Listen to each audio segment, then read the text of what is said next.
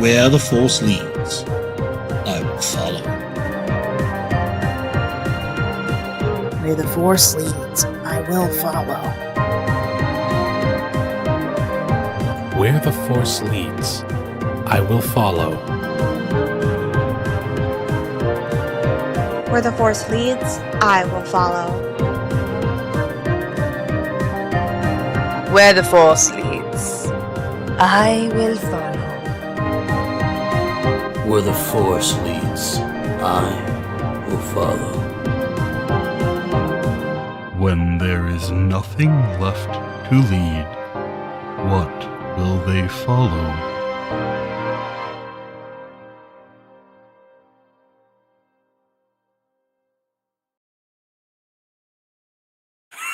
Hey, y'all, and welcome back to Tales from the Table Studios.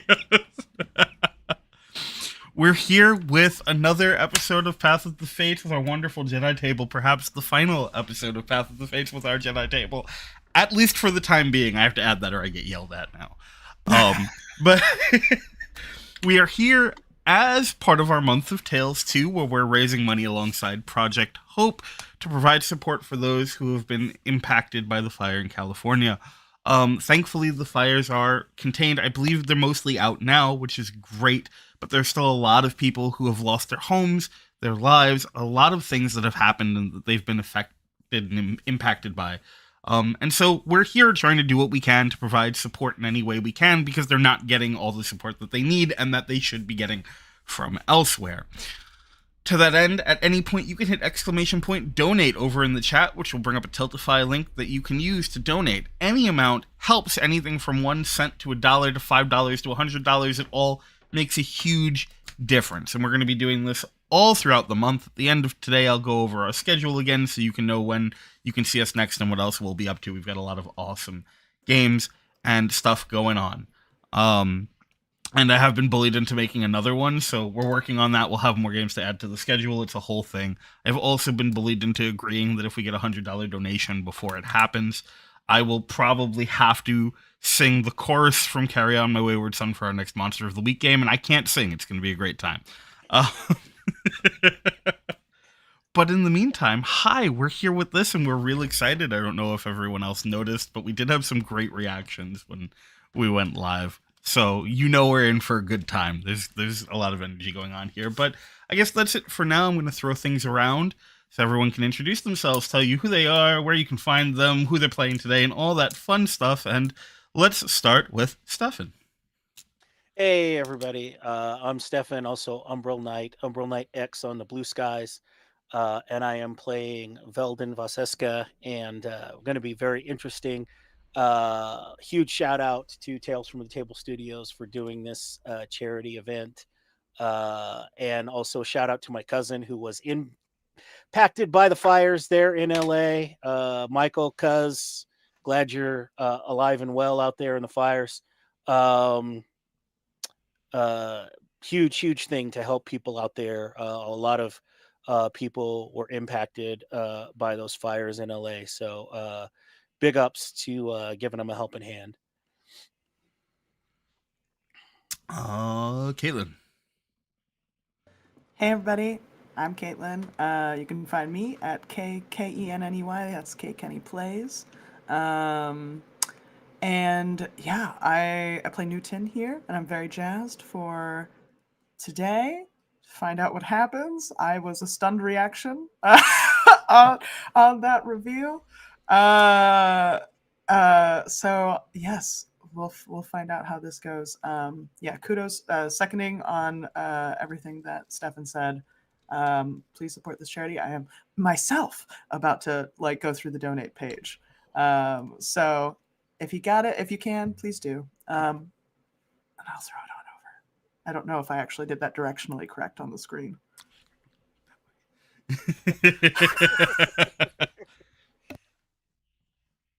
Hi.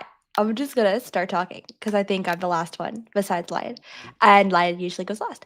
And I am Elsie, and I play Lumira Sol. You can find me on social media at Optimistics. I don't post on social media because I forget that it exists. And I think this is really great work. As someone who's done a lot of like charity planning, it takes a lot of effort, and I'm really proud of you guys for what you're doing. And I too will soon be navigating the donate page. So everybody, follow our lead if you can. Every dollar helps. It's true. And if you can't, that's okay. Remember to share it on your socials. Tell your friends about it, because the more eyes we get on it, the more support we can get to the people who need it. That's real important right now. I'm also K Kenny Plays. Also K Kenny Plays. As are we all. Yes. Which actually is a great segue, because community is going to be really important, at least over the next few years. So please do everything you can to provide support for those around you. They're going to need it. Obviously not at the cost to yourself, but you got to find that middle ground. With that said, because I'm going to get yelled at if I don't do it, hey y'all, it's Drake Lionheart. Most people call me Lion. I am the studio director for Tales from the Table Studios. You can find me everywhere online at it's Drake Lionheart, except on Twitter, where it's the Lion Knight 42. But please don't go on there. Don't go on Twitter. We have no reason to be supporting Nazis at this point. We're past that. It's okay. It's literally only there because when we do charity work, I can throw stuff out there. So don't bother.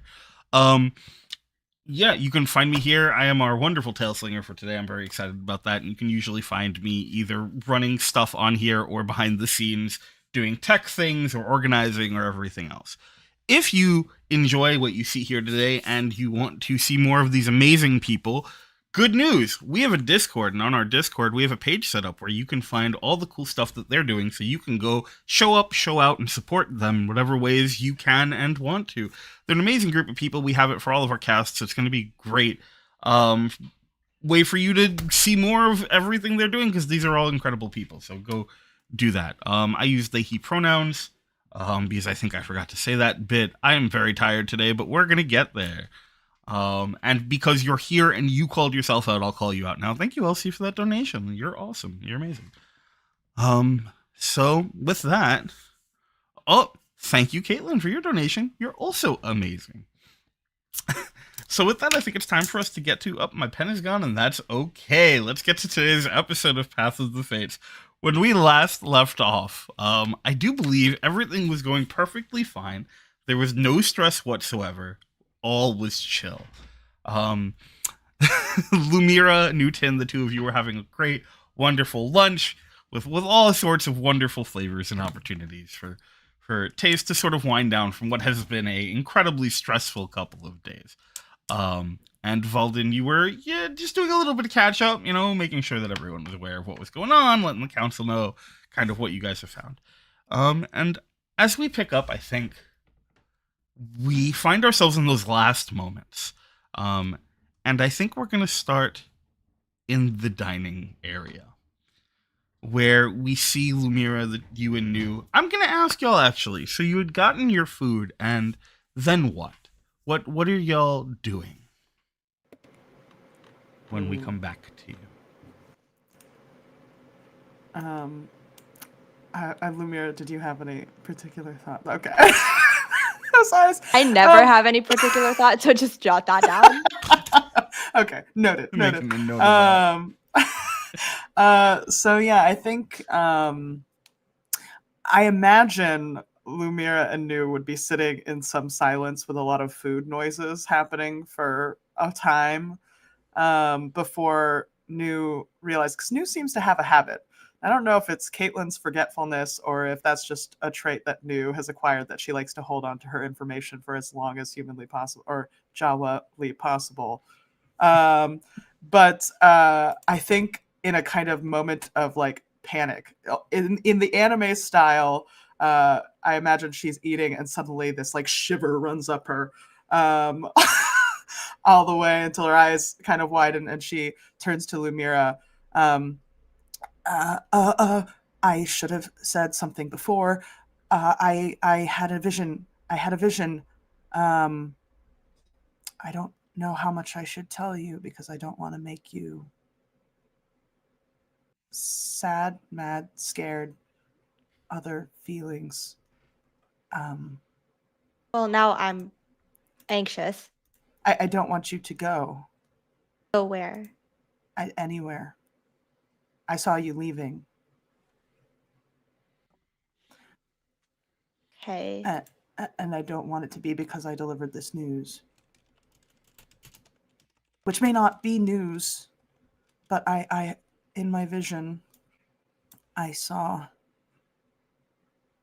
there was a tower, there were voices chanting. I saw the people we were with, perhaps friend is not the right word, but No.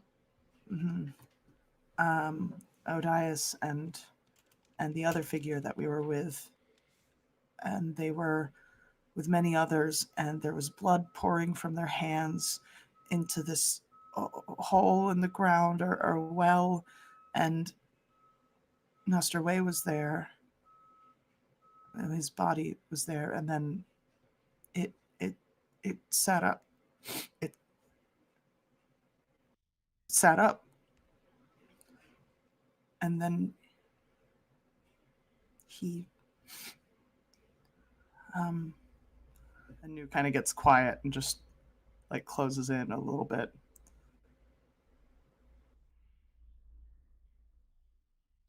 And he. It was not a good thing. And then there were storm clouds, and there was screaming and thudding, and then it got dark. It was not a good thing. It was not something Master Wei would do. Newton, are your visions normally prophetic, or do they just have symbolism? Like, where do you fall on those? I know there can be different kinds of visions. So just because you're seeing it doesn't mean it's true, or does it? I'm not entirely sure. I ask my friend. I ask and try to know what I can so I can not be in the dark about things to come.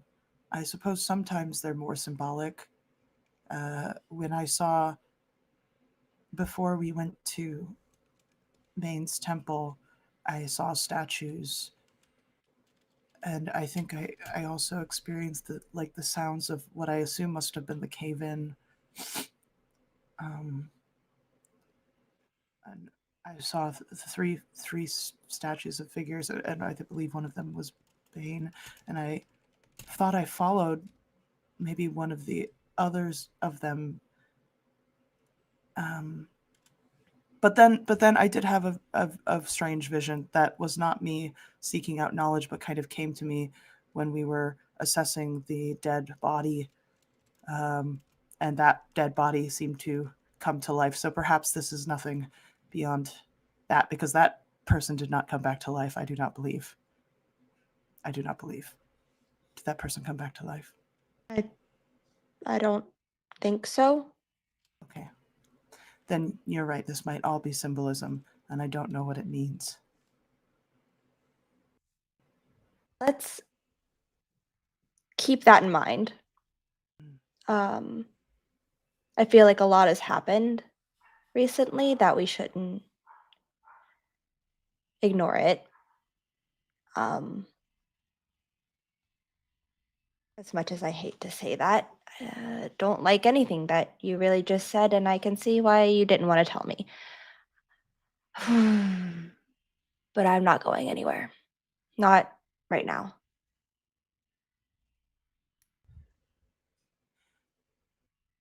I'm glad. I wouldn't have anywhere to go. Not that that has stopped me before, but in light of recent circumstances, I feel like this might be the safest option, which is always my choice. Have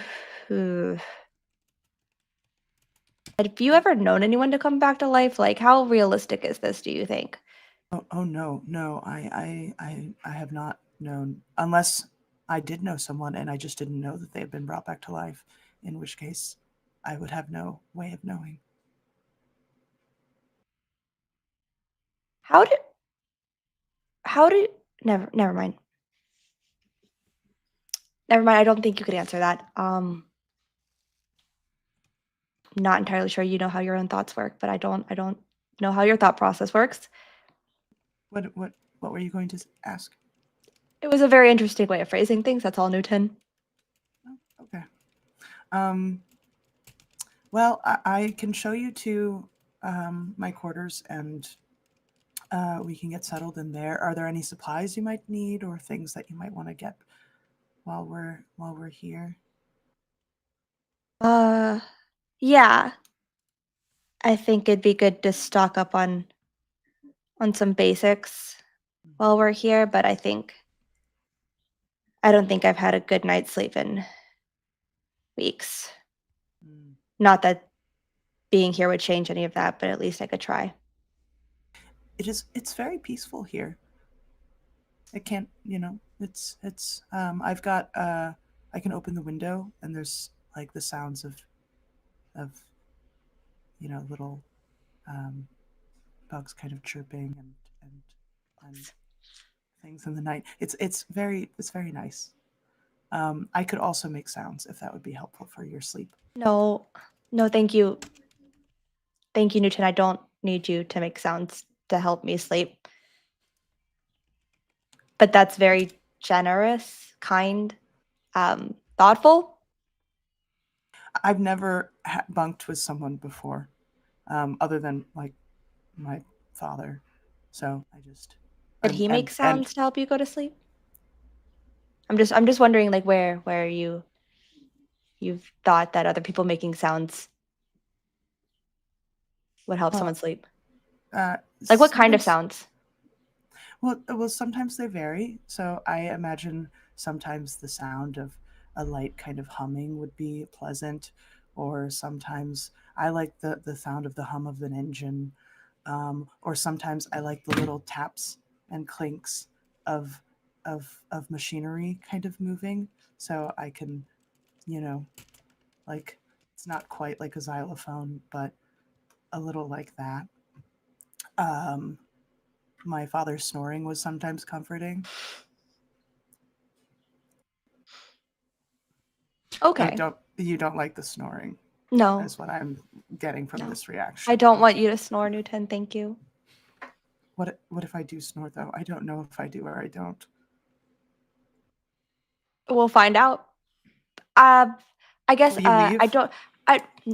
no, I'm not going to leave because you're snoring. I think what I'm trying to say is I do not want you to intentionally snore to help me sleep. If you snore unintentionally and I'm already asleep, everything will be okay. I'm not going to leave. Okay.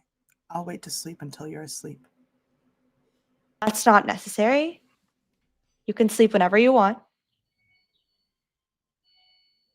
Okay. Okay. I like having you around. It's been pleasant. I like having you around. It's been interesting. And pleasant. And pleasant. I'm sorry. It's also been pleasant.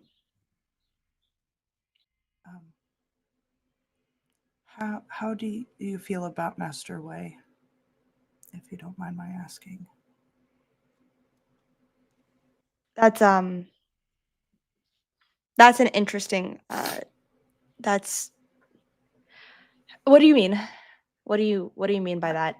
I'm just wondering how you're feeling. I am still angry. I am still very angry, Newton. And sad.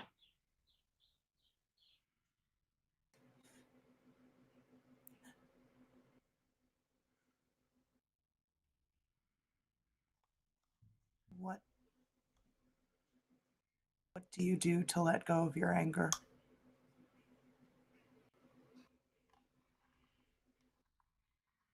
When the person that you were angry about is gone?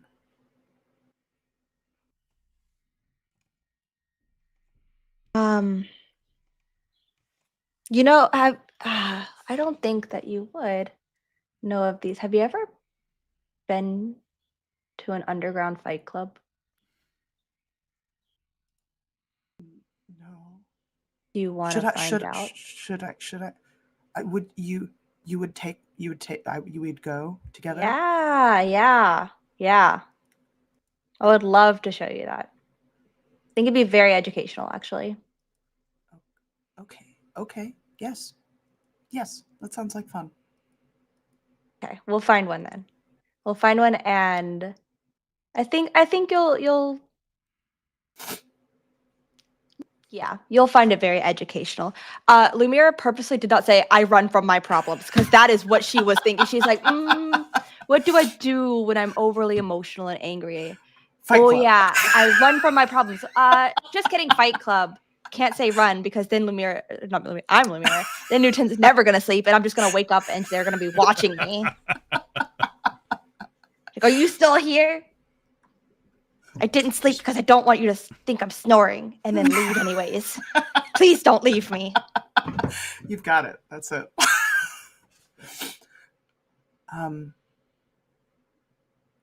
Like, Mew gets a little closer. Do we go to Fight Club tonight? Or is that like a special event thing that we... Well, and Lumira will lean in a little bit closer too. You see, New, this isn't something that's posted on bulletin boards. You have to find it. It's secret.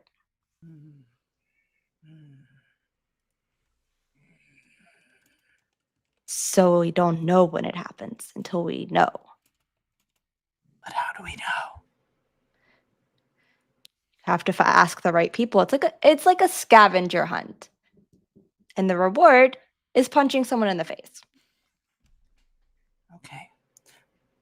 So I can ask my friend and perhaps have a symbolic way of finding out where this Fight Club is? Or do you mean not the Force? I usually mean not the Force, but I would be interested to know what your friend has to say about what fight clubs might be present here.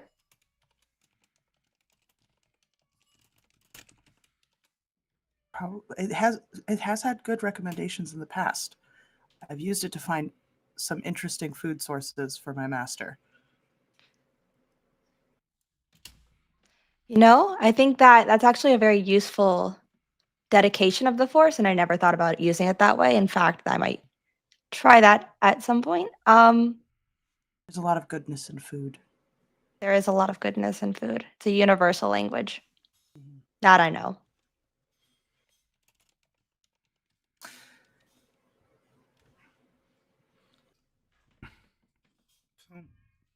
There's a couple of moments before the two of you notice it. There's a kind of quiet that's come over the room. And almost immediately afterwards, there's this pressure that you feel pushing down on you. As though the Force itself is collapsing around you, creating this tight, heavy weight that threatens to grind you into the ground, into dust, into nothing. And it is only by finding your center and pulling together yourself that you hold off and stave this. But around you, you watch as people begin to collapse. Some you recognize as well-trained, lifelong Jedi Knights, warriors, scholars, collapsing, food falling to the floor, trays cast aside. As their eyes widen, they double over in pain, and then slowly over their flesh forms stone and crystal. And while most experience this after they fall, some do not. And of those who do not, they begin to tumble. And as they do, some of them begin to shatter, pieces scattering across the tiled floor. Besides the two of you, there are only a handful, standing still looking out at this in confusion. And it's in that moment that the two of you realize that as you reach out into the Force, it seems strained, distant, cold. It's difficult to do, like reaching for something just beyond your fingertips.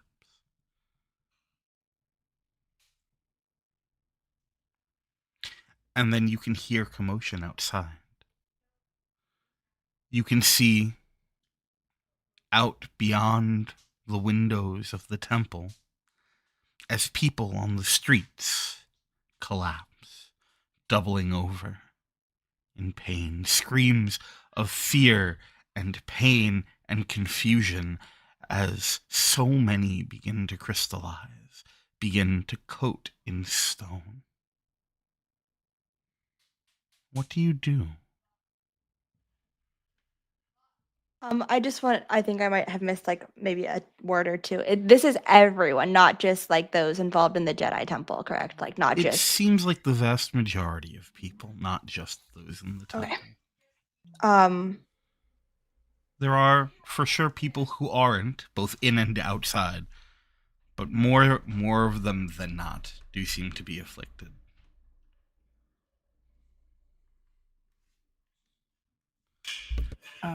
Like having seen some of them falling over and like the danger of people smashing like and crashing and breaking, I think Newton would, at least in their current area, try to like force move, see if she can tap into her friend who feels distant to see if she can safely move anyone that might be falling in this moment or anything, stop them from doing that. Why don't you make me a force check? What's your force rating? It is 2.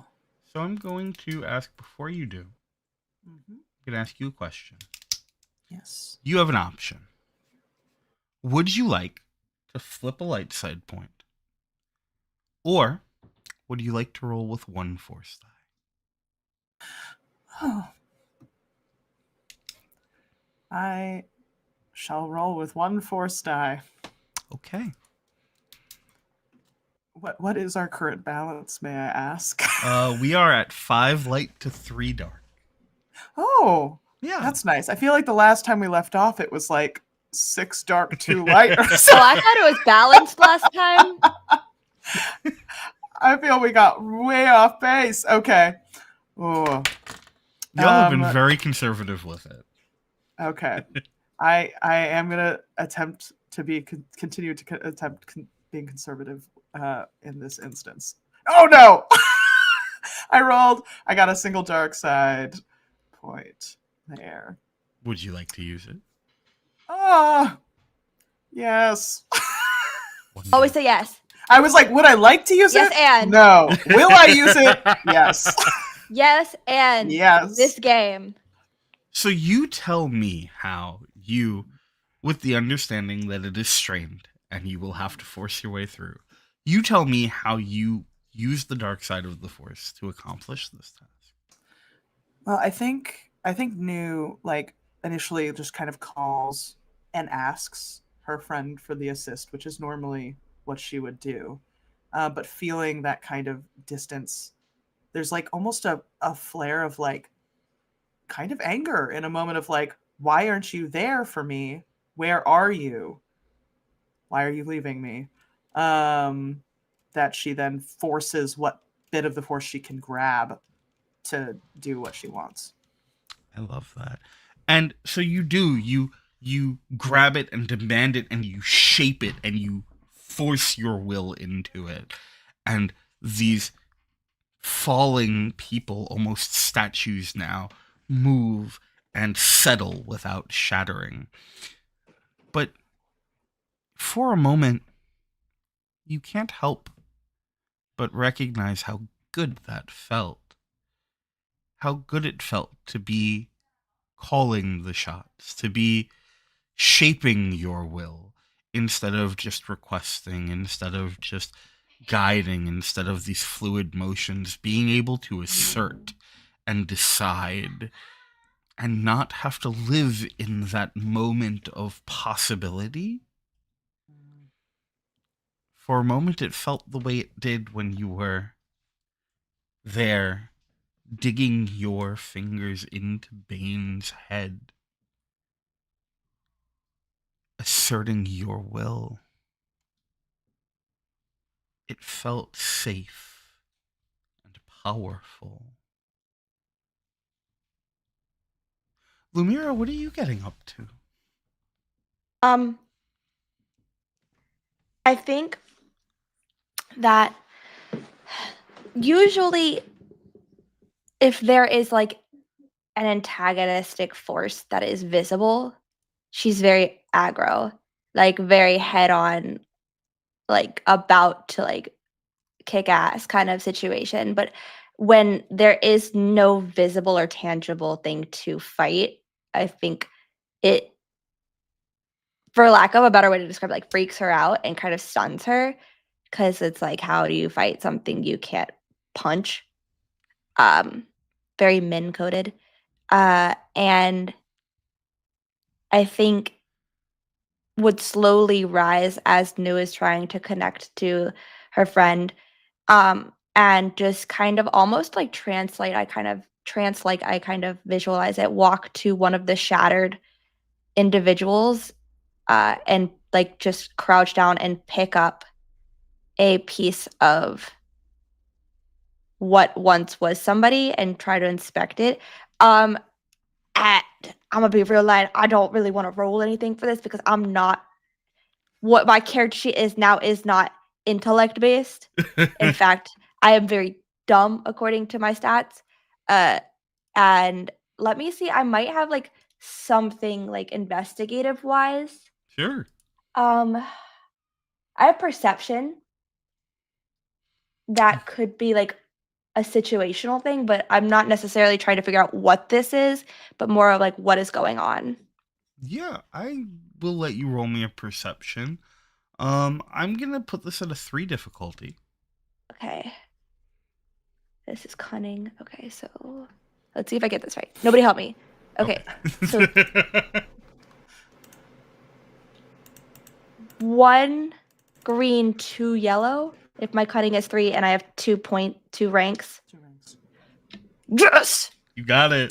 Let's go. Off to a good start. All right, do I have... I'm just going to be real. I have this thing that says plus boost die on everything that I took a note from episode 9 and I never used it. I feel like this never went away. I'm gonna have to say it probably did, considering you're a whole planet away now. Okay, since when do we leave boost die on other planets? I did not see that customs made me leave it behind. I respect the attempt.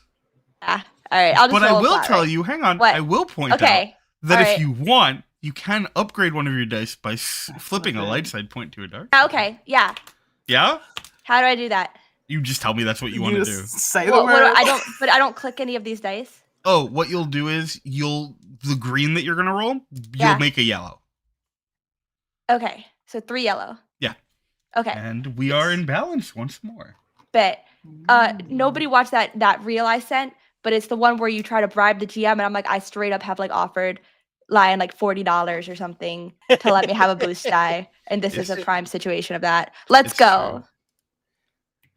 Hey. And then I don't know what this means, but it looks good. I remember these symbols are good. Yeah, that's great. That's great. That's 2 success, 1 advantage, and 1 triumph.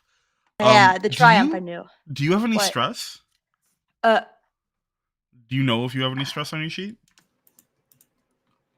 Where's that at? Strain. I'm sorry, not stress. Oh, strain. okay, yeah. But yeah, I have 5, I assume. Okay, so you can use the advantage to get rid of strain.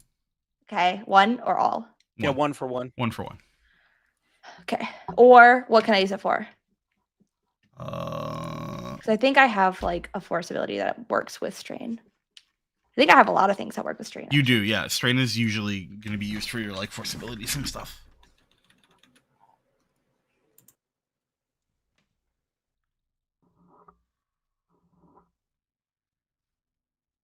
Oh, where's that sheet thingy that y'all sent me? That's combat. Boo. It's still gives you a decent like something to I feel like peek there at. was So something for that told me what I perception- can use it for. Yeah, so for perception, when you roll advantages, it could be like recalling additional information or stuff like that. Okay. And for triumph, not only do you notice useful details, but on future interactions with specifically what we'll go over in a minute, you'll be able to add a boost die. I think I want that instead. Yeah, well, you get that for the triumph. Oh, So okay. for the triumph, you get that, and you can use the advantage to either notice. So the triumph will let you notice specific things anyway. So at that Okay. point, you can just use the advantage to regain some strain, and Okay. still get extra information, and still get the boost die because you got the Oh, triumph. bet. Okay, so Yeah, I you just take off essentially one get strain. everything because you got the Okay. advantage on the triumph. Yeah, you get. Okay, you I get took all off one strain. I'm down to 4. Let's go. Nice. See, and technically you didn't get the expired boost, but you will get one moving forward for specifically things for this. So They said plus boost on everything. I'm pretty sure that was during the fight. But what I think Probably. happens is, so you pick this up, and I'm gonna ask you what piece is it? I don't know of a better way to ask that question. Huh? What piece is it? The piece that you pick up. Oh, I was kind of picturing that it's just like I don't know stones well. I'm not a stone gay. Oh I'm no, like, no, more like body Yeah. piece. oh, I was gonna describe it. Ooh, okay. I don't know what I think it's. I can picture the stone. I don't know its name. It's very flat, and the edges are very rectangular, but it's Mhm. like in layers. That's how I'm picturing it. It's not jagged. I Okay. don't know what I'm picturing. Like I said, I'm not a stone gay. I'm a medicine gay. And I don't think that in my head that it is a specific body part. It just is a piece. Like, I don't know. I guess it would be kind of cool to go like JJK with it, and it's like either one eye, but it's a very square piece, so I'm gonna go finger. Yeah, we can do finger for sure. Yeah, but it's like not the whole finger. I don't want to be body horror. I don't know people's triggers with that. But it is not intact. It's like cut, like Clean, if you were clean, like separation. no Okay, unclean separation, like unclean jagged. separate. Like Okay, it's like diagonal. It's not like just a thing. It's like a part of it is missing. Kind of. Sure. I don't know. I'm taking too long to describe what this stone finger is. No, you're doing great. You're doing great. You're welcome, everybody. Okay, so yeah, you pick this up, and it's just this jagged piece with like flat edging on some pieces, and then it like overlaps on itself. I think we're thinking the same thing, right? Where it's those little like jutting out bits Yeah, that sort yeah. of grow I don't over think each other. It might be quartz. I don't know. Like one of the Yeah, I mean, quartzes. there's a couple things that can grow like that. Quartz is definitely something that can grow Yeah. like that. And what you see is, I'm gonna say that I think, as you said, you're not a particularly like learned individual, so it's not like you have the Star Wars equivalent of a degree in I'm not C3PO. right. But what I think you'll notice is that the internal like markings, the markings on the bit that have broken off, don't seem to line up properly with what you would expect. There is notably it's easy enough by looking at it to see the striations on it seem to suggest that it grew out from within. It's not like they're coated. It's like whatever this was came out through the pores. And even just looking at the piece of stone that you have, the gem that you have, you can see how there's not really a separation between where the finger begins and where the stone begins. I'm gonna be real. I have something for you on this that is medicine. So if I don't know how true this is, but I learned this when I was in EMS. I think it was meth. It was either meth or cocaine. If you swallow it in the baggie and it busts in your like system, your bloodstream crystallizes. I don't know if this is true, but I'm picturing it like fractals. Yeah, that's exactly within. what it looks like. Yes. Sorry, there you go. There's my medicine knowledge for you guys. And I don't know if it's true. Do not quote me on that. All right, I'm going to quote you to everyone on. Okay. Also, I just Exactly. need you guys to know a little bit of ADHD knowledge right now. My little weather alert on the bottom of my screen says snow coming. And I'm just like, winter is coming. And I'm just really excited for that. No, hopefully Snow's winter is coming. leaving. We're No! past it. We need to move on. Anyway, but yeah, fractals is exactly the term. You can see these complex fractals that seem to start in what would be like the flesh of the finger itself and move out into the crystal in unbroken patterns that allow you to tell pretty confidently that it's not layered on them. It came from within. And what I'll say is when engaging with this stone, or when you figure out what it is that has led to this, you will take boost dice on anything to like resolve any of that, where you can put this knowledge to use. So you should make note of that, because that's just ongoing. You just have that now. Will somebody else make note of this for me? I will lose my notes. When we do a recap episode, I will one day binge all of it and write some really unhinged notes like I do for Teacup, and I'm still not gonna know what I wrote. I appreciate you guys. I burnt out on notes when I was in PA school and also in undergrad. LC no longer takes wild notes. I'll take all the notes. Thank you. Oh, see, this is what new is for. New is for notes. Oh my goodness. It was just a constantly. New, jot that down.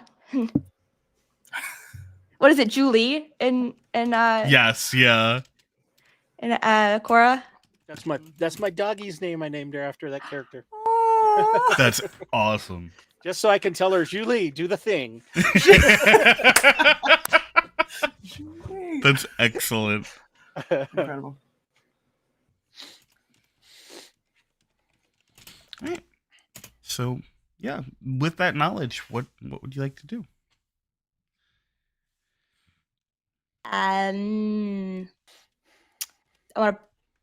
want to pocket the finger. Sure, yeah, you now have the crystallized finger in your inventory. Look, everybody else gets to take their weird little body trophies. Yeah. Like tongues and shit. I remember that.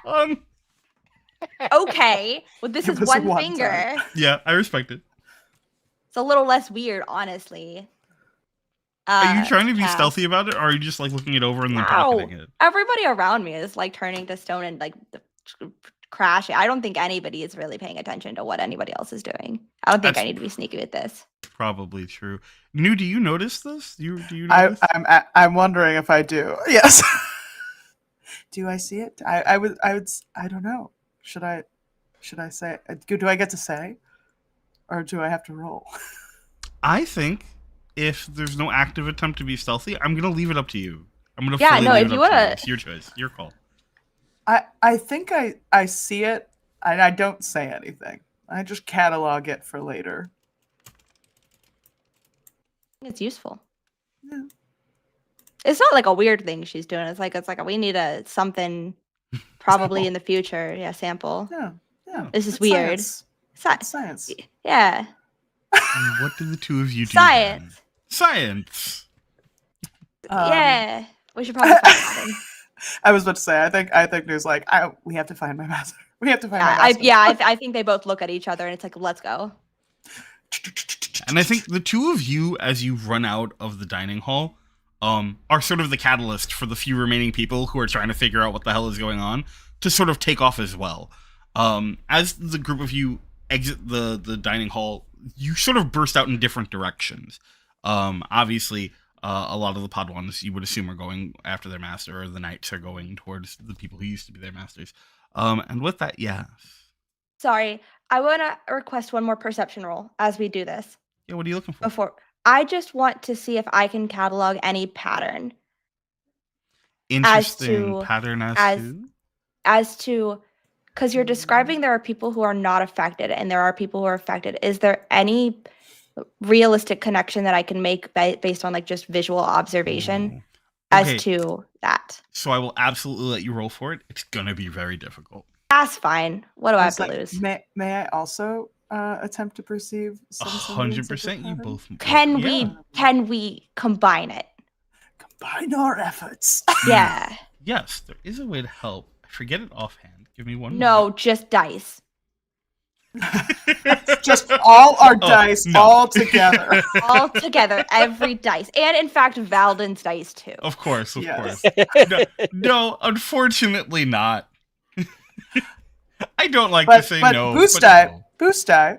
Boost die. Boost die. Yeah, if you does this count? So as like the knowledge. So this doesn't count for the knowledge. What the fuck is it good for then, Lion? It's good for rock stuff. Rock stuff. Rock fact. That's a rock fact. It's a rock fact. There you go. It's good for rock facts. All right. Okay. I get a George Washington. It's just if they're trying to do an aid thing, they roll and then they combine successes and stuff. Oh, that's what I want to do. So we do. Yeah. Let's go. Why are we not doing this more? Okay, all right. Awesome. Jot that down, Newton. We can combine dice if we help each other. Thank you, Stefan. I appreciate that. Yeah. Awesome. Okay, so it is gonna be 4 purple dice. This is daunting. Ooh, it is we both have 4 purple dice, so it's 8. Both have 4 purple dice. The fuck? We got this. We got this. Okay, I'm sorry. I'm distracted. I'm trying to get to Valden so you can be here too. I'm trying. We got this. Okay, 4. Amazing. And then... All right. Nope, we don't got this. I take it back. All dice are canceled out. We just have threat. 2 threat. So new rolls 2 threat. Lumira, all of your dice canceled out. This is good. This is great. We love to see it. So here's what's gonna happen. I feel like it's like, yeah, not everybody is affected. So I think that you don't notice any immediate patterns. Watching, I think the one thing that you do pick up is that, yeah, I think you both would notice that the dark side seems to be weighing heavier here. Not quite as heavy or as thick as it did back at the temple, and certainly heavier than it regularly would here at this bastion of light. But I think one thing that you do notice is that just a little bit. It's just a little thick, a little heavy. Like it is always there. And of course, you both know full well the dark side is always there. The force is always there in balance, or whatever the semblance of balance may be in the universe at the time. But it's very noticeable in this moment. I want to pull some fuck shit. I'm here for fuck shit. And reverse the tables on you as the GM. Ooh. Because very frequently, even though I sound like I don't pay attention ever in this show, very frequently, Lion, you say that I feel something in situations like this, similar when you describe them, that is familiar. Mm-hmm. Is there any familiarity in this? Good question. I do not really need any elaboration, just a yes or no is my question. Yes. Great. Thank you. Got you. I think it is a very interesting thing that you keep saying, so I want to now catalog it. Yeah, I think that's a very good idea. And we'll watch as the two of you go running off, taking a moment to sort of watch as people break around you off into smaller groups. And then I think we will see a screen wipe. Valden, standing in the chamber. We find you over what seems to be at least the majority of Grandmaster Shalmaronica on the ground, encased in crystalline like stone. And Jedi Master Rawl hunched over, this big hulking form, just doubled over on the floor, one hand pressed against the tile, the other wrapped around their midsection. What do you do? Veldin, being trained in medicine, of course, is going to try and determine if he can figure out what the heck is going on. Heck yeah. Yeah. Yeah, we can for sure do that. I love that. Okay. So with your medicine, I'm gonna say this is gonna be hard, so this will be 3 purple dice. Okay. But I think I'm gonna flip a point. Okay. So I'm gonna destabilize things a little bit. And I'm gonna upgrade one of those purple dice to a red die. All right. That'll work. Let's see what we get here. Let me see if I have any please. talents that will add to my roll here. I think.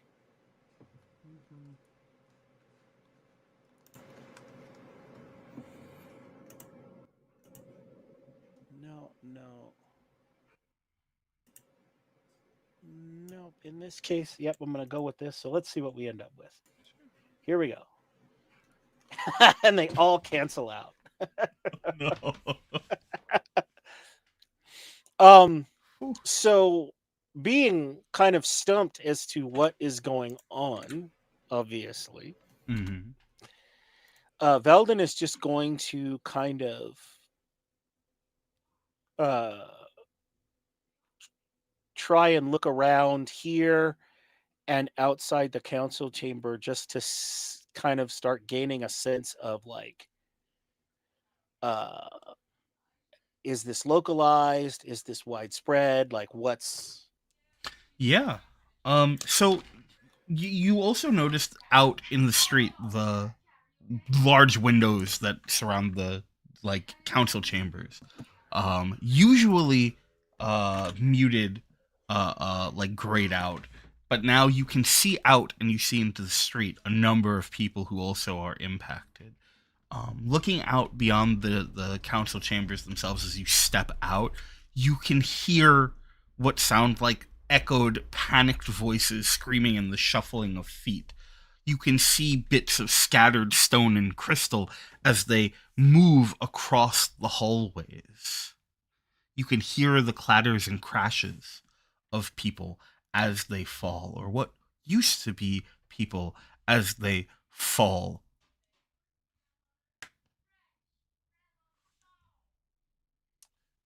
Alrighty then.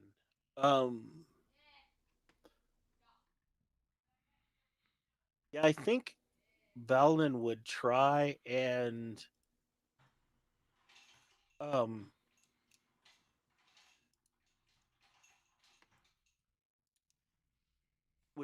see what sort of aid he could render to those who haven't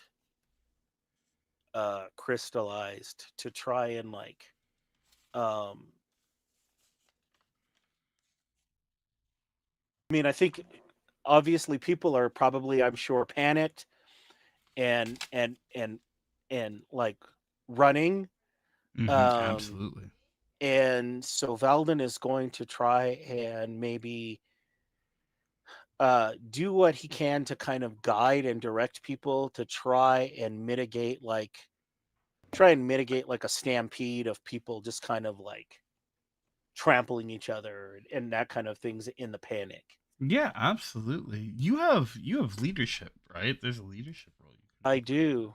And I'm gonna put this at 2 difficulty. I think. Obviously, this is horrifying. But I think that I'm gonna put it at 3. I'm gonna put it at 3 because I do think this is an incredibly high stress situation, and realistically, this isn't this is not even remotely close to anything the Jedi Temple has ever experienced before. There has never been anything like this. I'm reluctant to call it an attack on, but whatever is happening here is so far beyond anything that the Temple in modern time has ever had to prepare for or expect. Okay. So yeah, I have leadership. Let me see if I negate 2 black dice on leadership rolls, and then I have let me see here.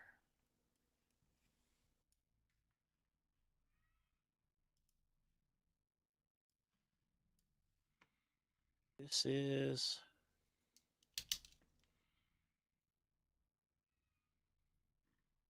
oh darn it.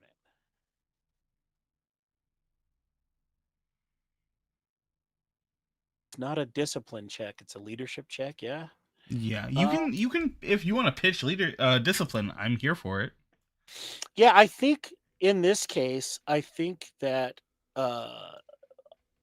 I'm going to try for discipline. He is going to try and kind of just extrude this sense of like calm and confidence and like kind of use that to try and like just push out this element of, uh um that panic is just going to make things worse, and try and kind of just get people into kind of like an ordered kind of a mindset. Heck yeah.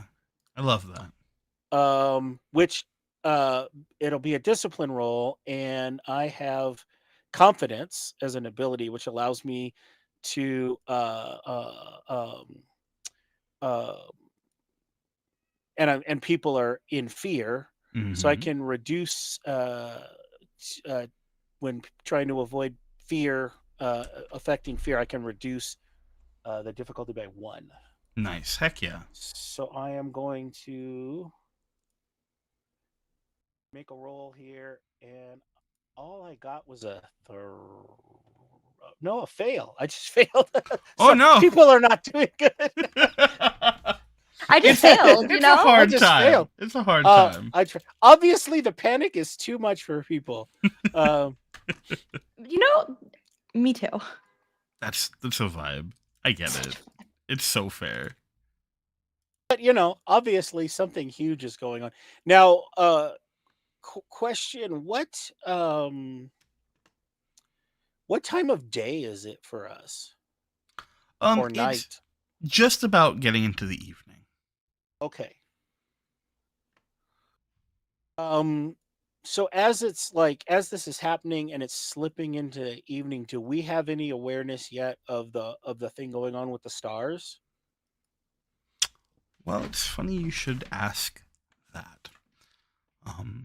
Because I think that as you are sort of making your way through the temple and you're sort of trying to calm people and everyone just continues to sort of panickedly stampede out in other directions, and you find just that difficulty with pulling anyone together, I think it's you see Newton and Lumira running towards you, and I think we see this sort of wide shot of the 3 of you kind of converging. And ahead of you is this large open, like almost like a patio sort of deal that sort of overlooks part of Coruscant. And it's this large, wide open space. And although it shouldn't be dark enough for you to be able to really see the stars, especially in a place like Coruscant, it is. In the time that it's taken for you to go from the chambers to here, only a few minutes at most, the sky has darkened here. And if that wasn't troubling enough, I think that is when the 3 of you see it at the same moment. As just a handful of stars seem to blink out. And as they do, I need the group of you to make me another force check. However, I'm gonna have to ask. You have a choice ahead of you. You can roll with one less of your force die, or you can each choose to flip a light side point and roll with your full dice pool. What do we need to? Can we ask what we need to succeed on this? I'm gonna roll one less. Sure. You Nah, can ask, flip but it. I don't think you're gonna like the answer. I'm gonna flip it. Okay. You're gonna flip You're it? Master, are you flipping or not flipping? I'm gonna roll one less, but I have a lot of force dice. So Don't ask. Just go listen to your heart, like follower. Cascada says. There was a follower. Is that Cascada? I don't even know. Okay. I think I'm gonna attempt. I'm gonna do the half the thing again. I'm doing one force die. Great. All right. Lumira, you flipped one, right? Yeah. Great. Okay. Let's do it. all right, here we go. See what we end up with. Oh wait, what am I supposed to roll? I didn't even think. Your force rating. So you roll however many white dice equal to your. Oh, just one. Oh, then it's a again. good thing because if you didn't flip, you'd be rolling none. Yeah. Again. I knew that. News headed to the dark side, everyone. A single dark side pip. This is going well. Okay. Yeah, You are you going to yeah. use it to insulate Yes. yourself? Yes, I don't want to be stone. No, dark new would be like fucking lit. Red eyes. Lumira, Oh. I assume you're going to use both of your white pips. What am I using it for? To insulate yourself from what's coming. From what's Yeah. from what's coming. What happens if I save them for later as a treat? As a treat. You become stone, but you've got. But I like a secret tool I'll use later. A little Lumira- secret snack that you Lumira- stash away. Yeah. Lumira just has a pocket full of force points that she's been saving this whole time. You joke, but probably. Yes, that's the Deus Ex at the end of all of this. Is just It's there's like a the thing satchel you full of forgot when you force clean your points. room. See the not doing my character sheet intentional. Of course, 5D chess. So I got two Yeah. dark and one light. I'm definitely using the one light. So I have a question for you, Alvin, because Yeah. you have a choice to make. Okay. You can use the one dark, or you can use a light and a dark. Because for right now, you either need a light and an additional, which can be 2 light, or a light and a dark, or just one dark. What Waykesh would call the easy way. So looking at here's the way this goes in my mind. Yeah. Looking at what has been rolled and hearing what I'm being told, I think that Veldin, being Veldin, would realize that Nu 10 might be in a bad position or struggling because Nu 10 only rolled one dark. And so what Veldin would do is use the 1 and 1 for himself and then use that final dark side point for Nu 10. Try and like extend some additional protection to Nu 10. I love that. I'm going to ask you to describe that for us. What is it that happens as Veldin pulls on both sides of the Force and specifically wields the dark to try and bolster and protect Nu?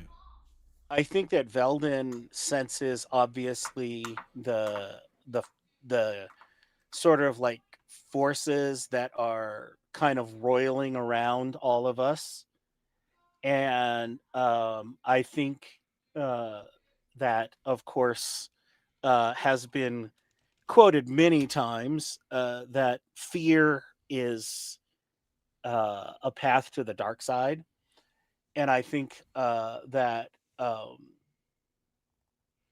not knowing what this is and not knowing what's happening, that this is something completely new, that that fear would overcome Veldin in that moment, and that he would channel that protection because of that fear of what might happen, seeing the stars wink out and seeing all of these people fall to the ground crystallized. And so the fear of what this could mean if he doesn't do it would drive him to kind of like just kind of stretch out and grasp that kind of darkness to extend that protection. I love that. New, how was that received? I think the dark side that I did pull in meets the dark side that he's sending me, and it just wraps around her like a cloak. Lumira, tell us what it feels like, what it is that you draw on as you use the light side of the Force to sort of insulate yourself.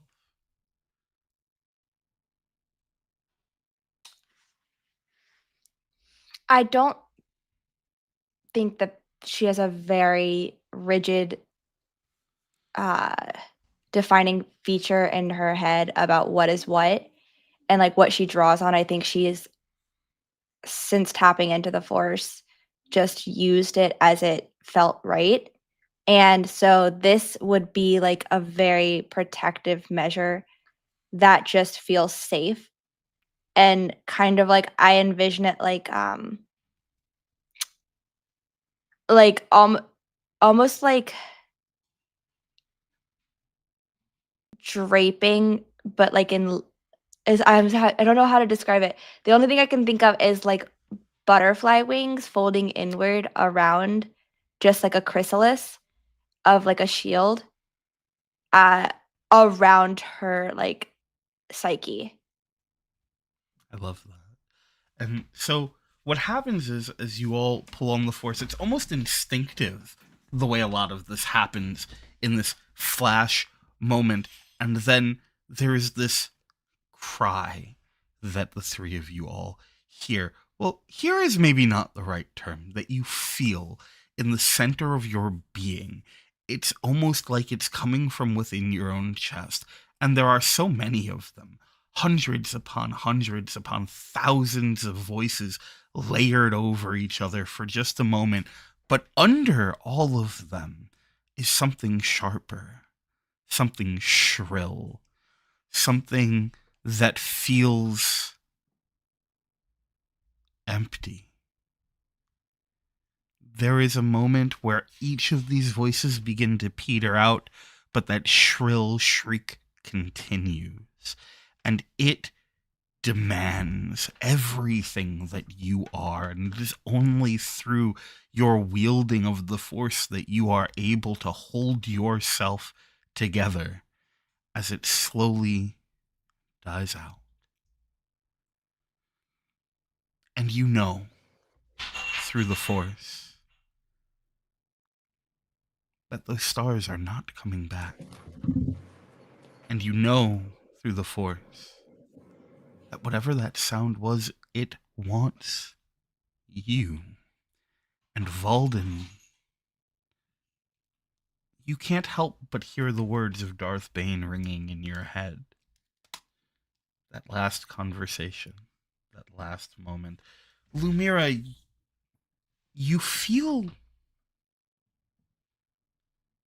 it feels familiar. This feels...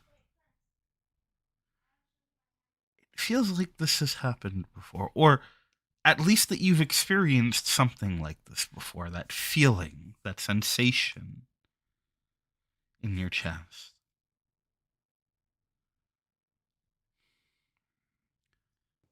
But you can't imagine where or when you would. Nu, your friend feels so much further away now. But you feel confident that if you demand their support, it will be there. You might have to demand it. And as the three of you stand there looking out at this darkened sky and this empty blackness that now sits, that empty dark space that just hangs in the sky, we're going to take our break. So we're going to take about 15 minutes. We're going to stretch our legs, use the bathroom, grab some water, do all the things we got to do that we can't do while we're here. And you should too. But before you do, you should hit !donate, go to the link and make a donation over on Tiltify, because it's incredibly important and anything that you can do helps. And if you can't, this is a great opportunity to go share stuff on socials. Let other people know so they can pop in and they can donate. But either way, we'll be back in a little bit with the second half of this episode of Path of the Fates. We'll see you soon. Hey, y'all, and welcome back to Tales from the Table Studios. We're here with the second half of today's episode of Path of the Fates, which is part of our month of Tales 2, where we are raising money all throughout the month of February to provide aid and support for those whose lives have been impacted by the fires in California. If you are interested in participating and helping out in any way, there are a couple ways you can do that. You can hit !donate over in the chat like you just saw pop up. You can click that link and make a donation. Any amount helps. Doesn't matter if it's 1 cent, $1, $5, $10, $100, whatever amount makes a difference. You can also scan that QR code that we have down that way. I think it's that way. It's always mirrored. Yeah, I got it. Yep, that way. So you can scan that, and that'll also bring you over there so you can donate. If you can't donate, that's okay too. Don't worry about it. You can share it on socials. You can tell your friends about it. You can scream it from the rooftops, although I don't know how you scream a link from the rooftops in an effective way, but you can try. We appreciate the attempt regardless. Anything and everything that helps provide support is meaningful action, and right now meaningful action is so important.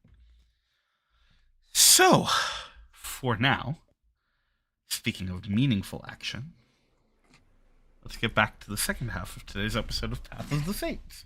So I believe when we left things off, the group of you have had quite the experience as you watched a number of stars blink out, a number of voices scream out, and then be silenced. And something else far more sinister just beneath it. But I leave it up to you here. What would you like to do? I think with Nu's burst of kind of, shall I say confidence, wrapped in this cloak of dark side, she turns to Lumira and looks up, pointing at the stars blinking out, and goes, "Not symbolism, then. This was to pass." Yeah. How much of it do you think was not symbolism then?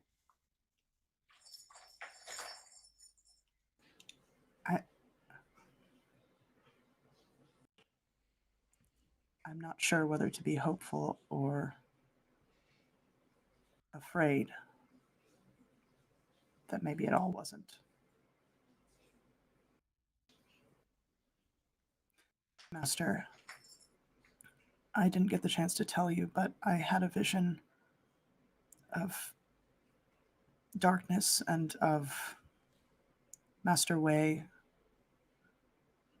coming back to life, but not as he was. He did a horrible thing. And then I saw this. A horrible thing?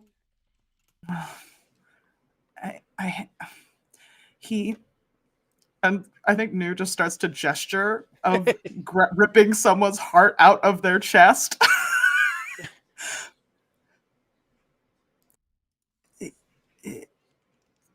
He took someone's heart when he awoke. This is...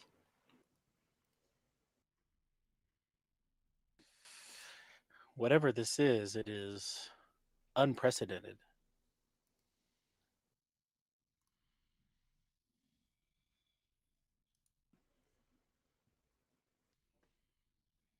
We need to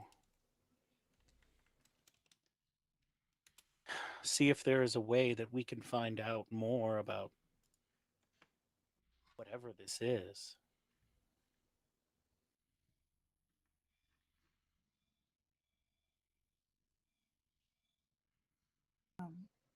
Just to check in, we all heard Bane's last words, or was that only a select person? I don't want to presume, but essentially Bane's last words of like, it was that basically this, you think you're defeating the bad stuff, but I was saving you all from something, or was that just for Master Veldin in that moment? I can't remember. That was just Valden, because that Okay. was their Great. Okay. Yeah. And Valden would definitely, at this point, be Bane warned that there was something worse. That Bane said at the time that was sparing us from some worse fate.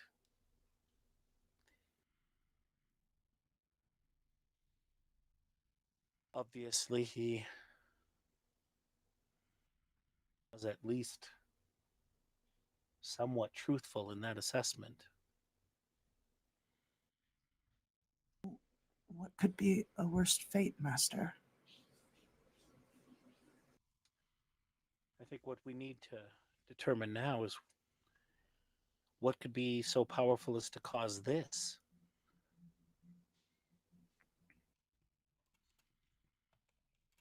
I fear that if we see stars going dark, that what is happening here is not localized, that it is happening everywhere.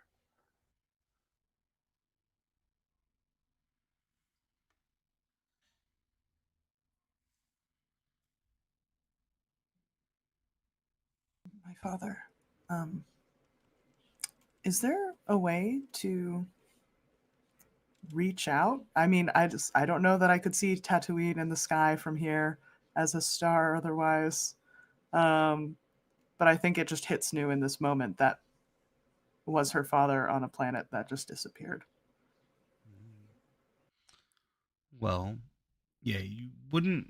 I don't think you'd be able to see Tatooine from here, like you said. But there are ways to reach out. You could go to a comm and try and send out a message. There are like public terminals. I assume you probably have a private terminal in your room. Yeah, you could for sure do that. I think she holds on to that and waits for what Master Belden thinks would be good to do next. We don't know what this is. We need more information. We have a few options. One, we could search for any record that might hint at some tale of what this might be. We can reach out with the Force to see what we can sense. And we can try contacting other worlds to see what is happening. I would like to reach out to Tatooine, to my father. And I'd like to reach out to the Force, but Master, I don't know if you feel the same, and Lumira, you as well, but I feel it feels so distant.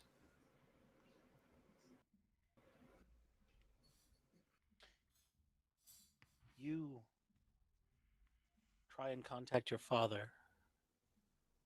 I will try and commune with the Force and see what I can learn.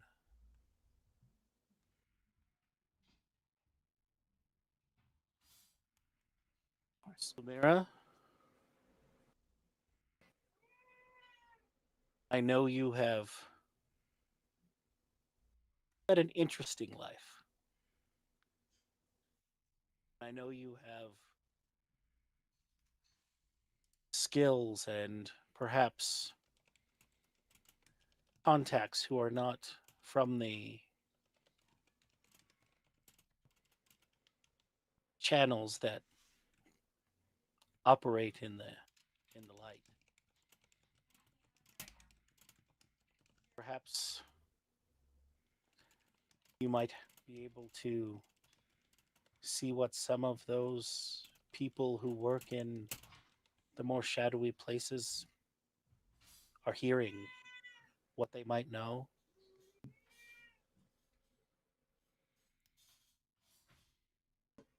Yeah, I could see who I can contact, assuming they haven't been affected by this too. I can only assume they are, but maybe they have some information that might help us here.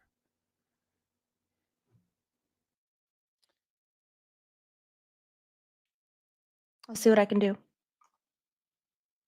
Say that we will meet back in the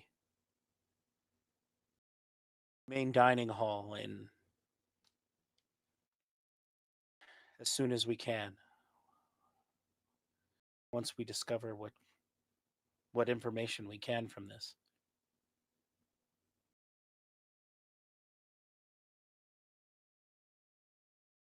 Unless either of you have any additional ideas, that I think is our best hope at this point, to try and learn as much as we can about what's happening. I agree. So do I.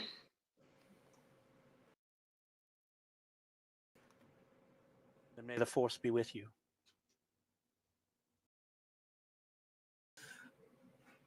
May it be with us all.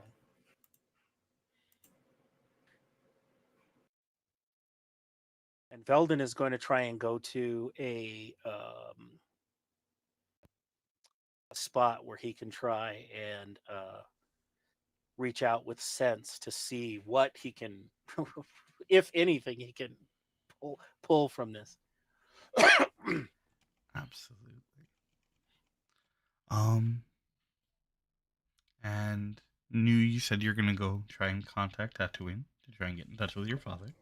Mm-hmm. Lumira, you're gonna be reaching out to some old friends. Wonderful. Okay. So I think as the three of you part, Valden, there are a number of meditation chambers here at the temple.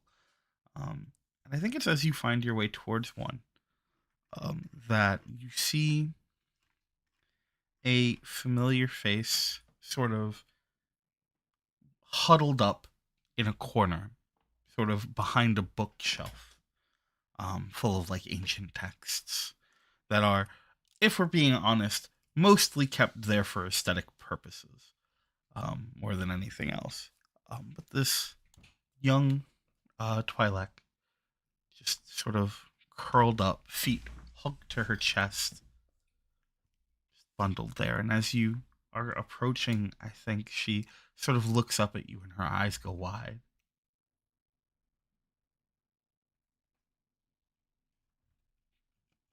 She doesn't do anything else besides that. She just watches you. You can see that there's like scared hopefulness in her eyes as you approach.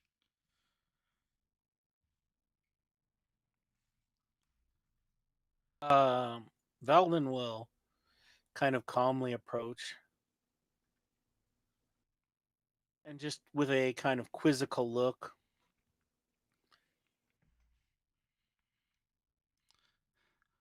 Are you well?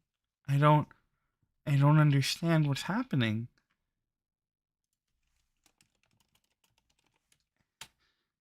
I don't know if any of us has fully grasped what is happening, but we are trying to gather more information to see what we can do. find somewhere where you can have others around you. I was looking for Way. I couldn't find him anywhere. I wanted to make sure he was okay. Ah, yes. I don't know Oh. if he's a statue now, or I don't know. I can't find him. Master Wei is not here. Hopefully, wherever he is beyond this. Okay, so maybe he's safe. We can hope that he is as Wei so often has been, where he needs to be.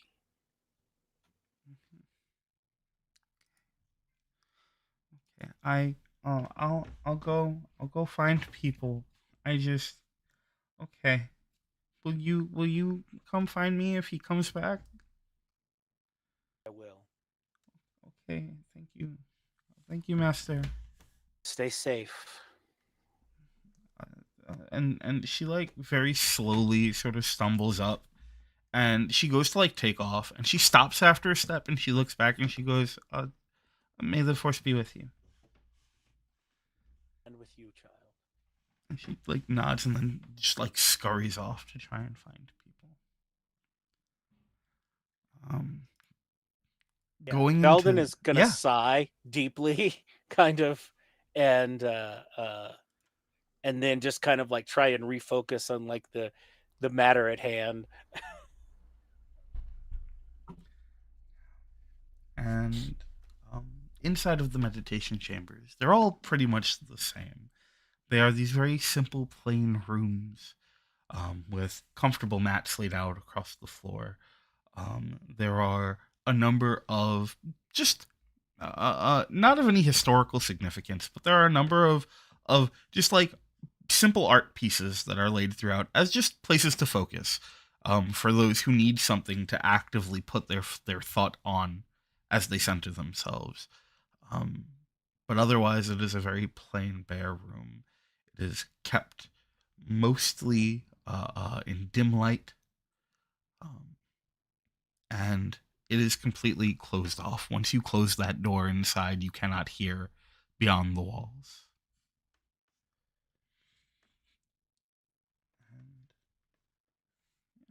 Yeah, Belden is going to kind of kneel down and then just reach out and sense to see what he can pick up, if anything. Obviously, he expects there to be chaos and fear and everything else, but he wants to see if he can read anything in between that might give him a hint about what this could be. Sure. Okay. So we're going to do two things here, I think. Okay. So you said you want to do sense, correct? Yes. All right. So I'm going to ask you to roll me a force check, but with it, I'm also going to ask you to roll for me either a discipline or a cool. Okay. It won't be with any difficulty. Okay. I'd just like you to add that to your roll. I am going to go with discipline. Wonderful. So I'll give the forced roll first. And I get 2 light and 3 dark. Nice. And then on the discipline roll, let's see what we get here. I got 4 successes and an advantage. Very good. Love that. Do you have any strain that you would like to heal with your advantage? Yes, awesome. I do. I will do that. Cool. All right, 4 successes, pretty good. So with sense, and you are trying to just sort of find your way through the force into whatever might be coming. were happening. Yeah, just to try and gain a sense of either what this is or if it has any kind of an origin. Sure. Yeah. So you're gonna be here for a bit. You're gonna be here Oh, for yes. probably at least a solid half hour, probably longer. Yeah. Of just sort of finding yourself, and you realize that it's very difficult here. Every time that you stop for a moment, and every time that you try and just sort of connect with yourself and connect with the force and reach out into it, it seems like there are stumbling blocks. It seems fuzzy. It's almost like the static on screens. There's something about it that makes it so difficult to navigate, and where I would hazard a guess to say, don't usually stumble too much or have too much trouble with making that contact and flowing into the force around you and touching the living force. Here, it is almost as though when you do make contact, it's with a limb that's fallen asleep. There is the recognition of contact, but there is none of the emotional or spiritual recognition of it. It is hollow in so many ways, which makes it very difficult to stay focused, to stay connected. But you do manage to, after quite a number of attempts, sort of push your way through. And what you find is calm, quiet. It is not a storm. It is not overwhelming. It is not thick or dense or heavy. In fact, it's quite the opposite. It's quiet. I don't know if I'd go so far as to call it serene, because it's eerie. The Force is itself alive. At least that's what's always been taught. There is a will to it. There is a desire within it to lead, to teach, to show, to watch, to be. But you don't feel any of that here. It's like walking through a house that hasn't seen use in decades, centuries, even. It's empty and shallow and wrong. You make your way deeper into and further your senses outwards into the force, and you can feel as though there are hands reaching to help you, to guide you. The remnants of Jedi come before you, of things that perhaps you do not understand that dwell within the force, but they too seem muted, far away, and though they try and reach for you to give you that hand, to give you that boost, it seems as though your fingers just always miss. In it, you feel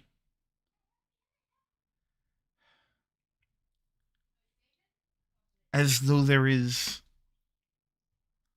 a void somewhere. As though there is something eating away at the spirit of the force, of whatever the force is. Something is feeding on or removing it, or perhaps just dulling your ability to perceive. It's hard to know the difference. The lack of a thing, be it because it is gone or because you simply can't see it anymore. How is one ever to know, really?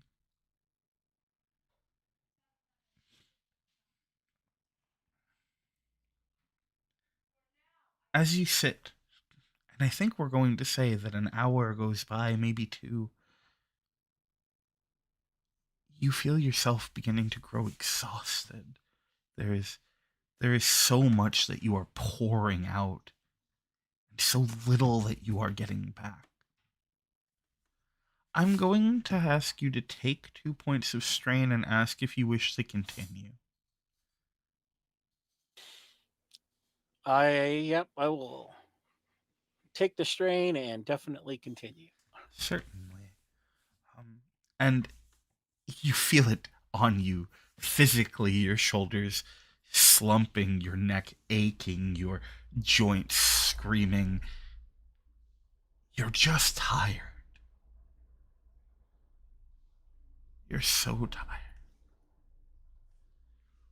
It's only in this moment that you realize really how much the Force matters in every single moment of your life, how much it helps push you forward in those small moments, how it helps you dull those small aches because it carries you, it allows you to flow within it, it steps with you. You don't realize until it's not doing these things how many of these small moments it really matters. But as you continue to walk through, to guide through, to push through, you can feel those hands still reaching for you. You can feel the Force itself screaming for you, calling to you. And finally, you find it. The storm. So far away you can barely see it, but there is no mistaking those bolts that come crashing down, those clouds that roll in, that heavy, wet heat that pours from it. And you see figures moving within it. One you recognize very quickly as Waycash. Though they hold themselves strangely, he steps and moves in a way that Way did not. Beside him are two more figures who bear familiarity. The Sith? If you still wish to call them that. Who you had seen engaging Bane, and the other who had taken Way's body. With them, as they surround this pool, you see a creature. It hurts to look at. Your eyes burn. Your brain screams that it is wrong. And then its eyes turn to look at you. And you feel like you are on fire.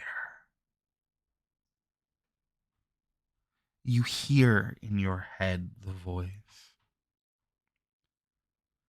You should not have come here.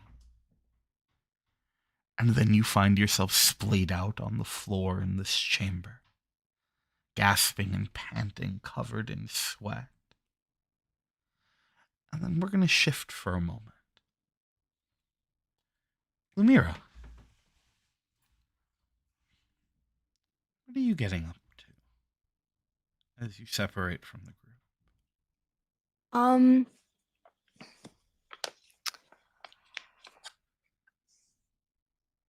It's interesting to bring up like old contacts because it's very much a touch and go situation that she's been living through for a while. But I'm sure there are people across the galaxies that she has come across that have been useful like more than once to like smuggle her places or get her things she needs. And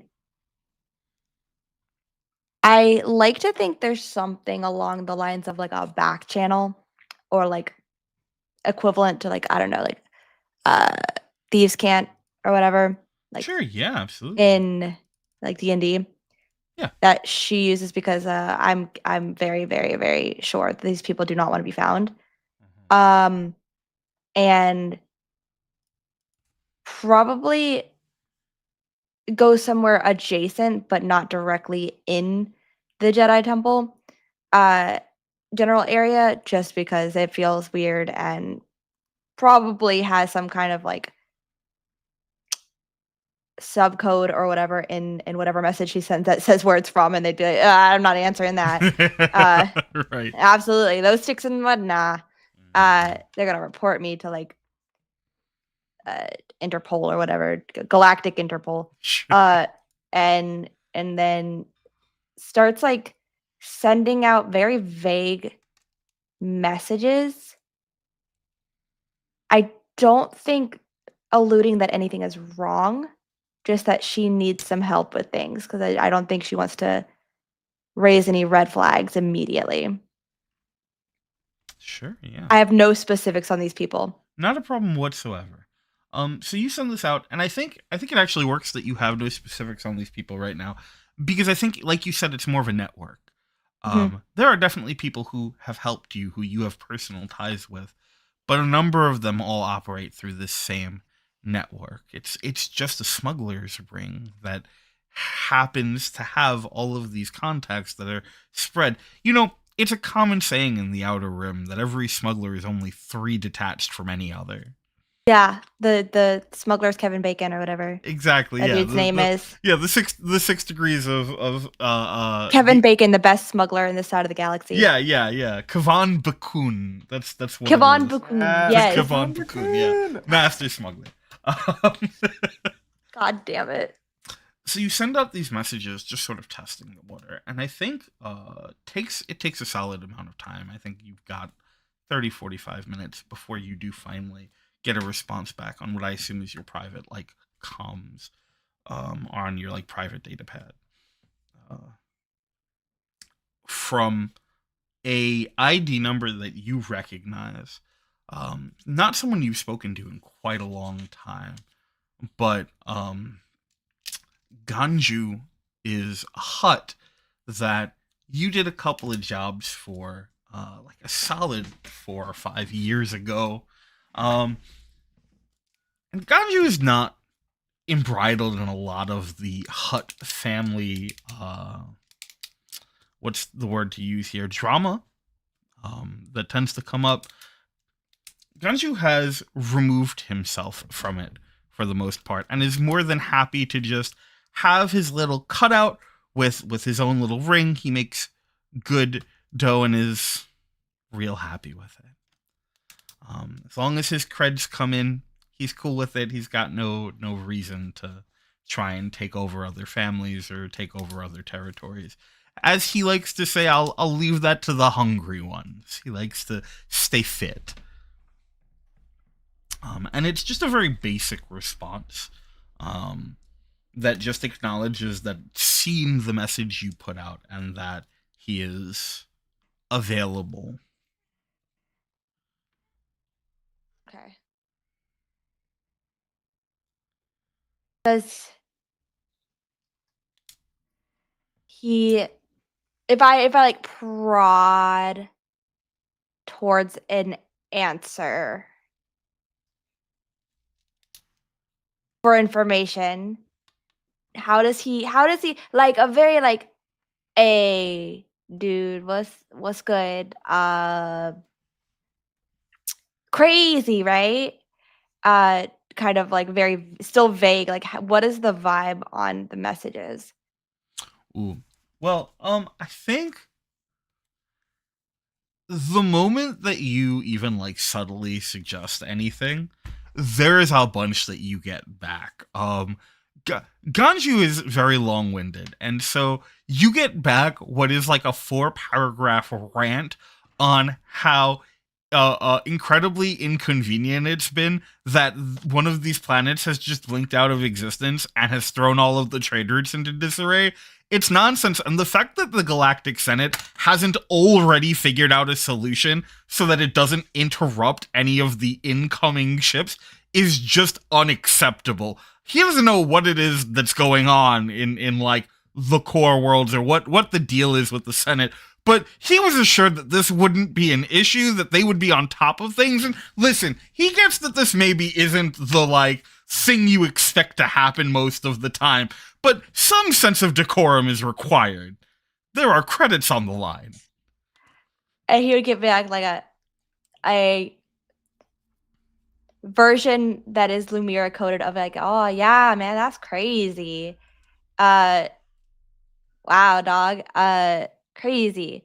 Can I get a list of those planets that you have lost response to?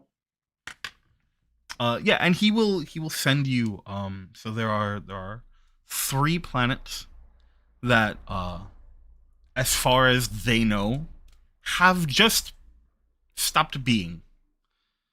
There We is should jot no this down. there is no asteroid field there. There is no remnant. There is no wreckage or rubble. It's like they just disappeared. And what he will point out that is also strange is that it doesn't seem like it's affected any of the other planets in their systems.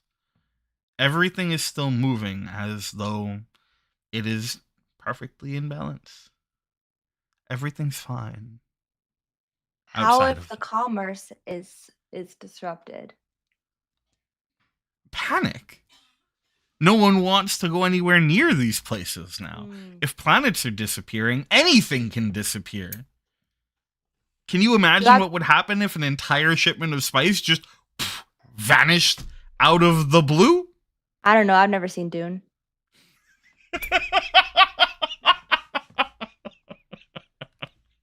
I'm so real right now. I've never seen Dune. Amazing.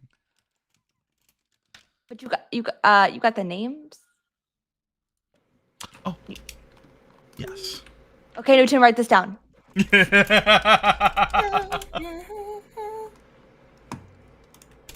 Okay, so it is the planet Etha, ETHA, the planet Kanto, KANTOH,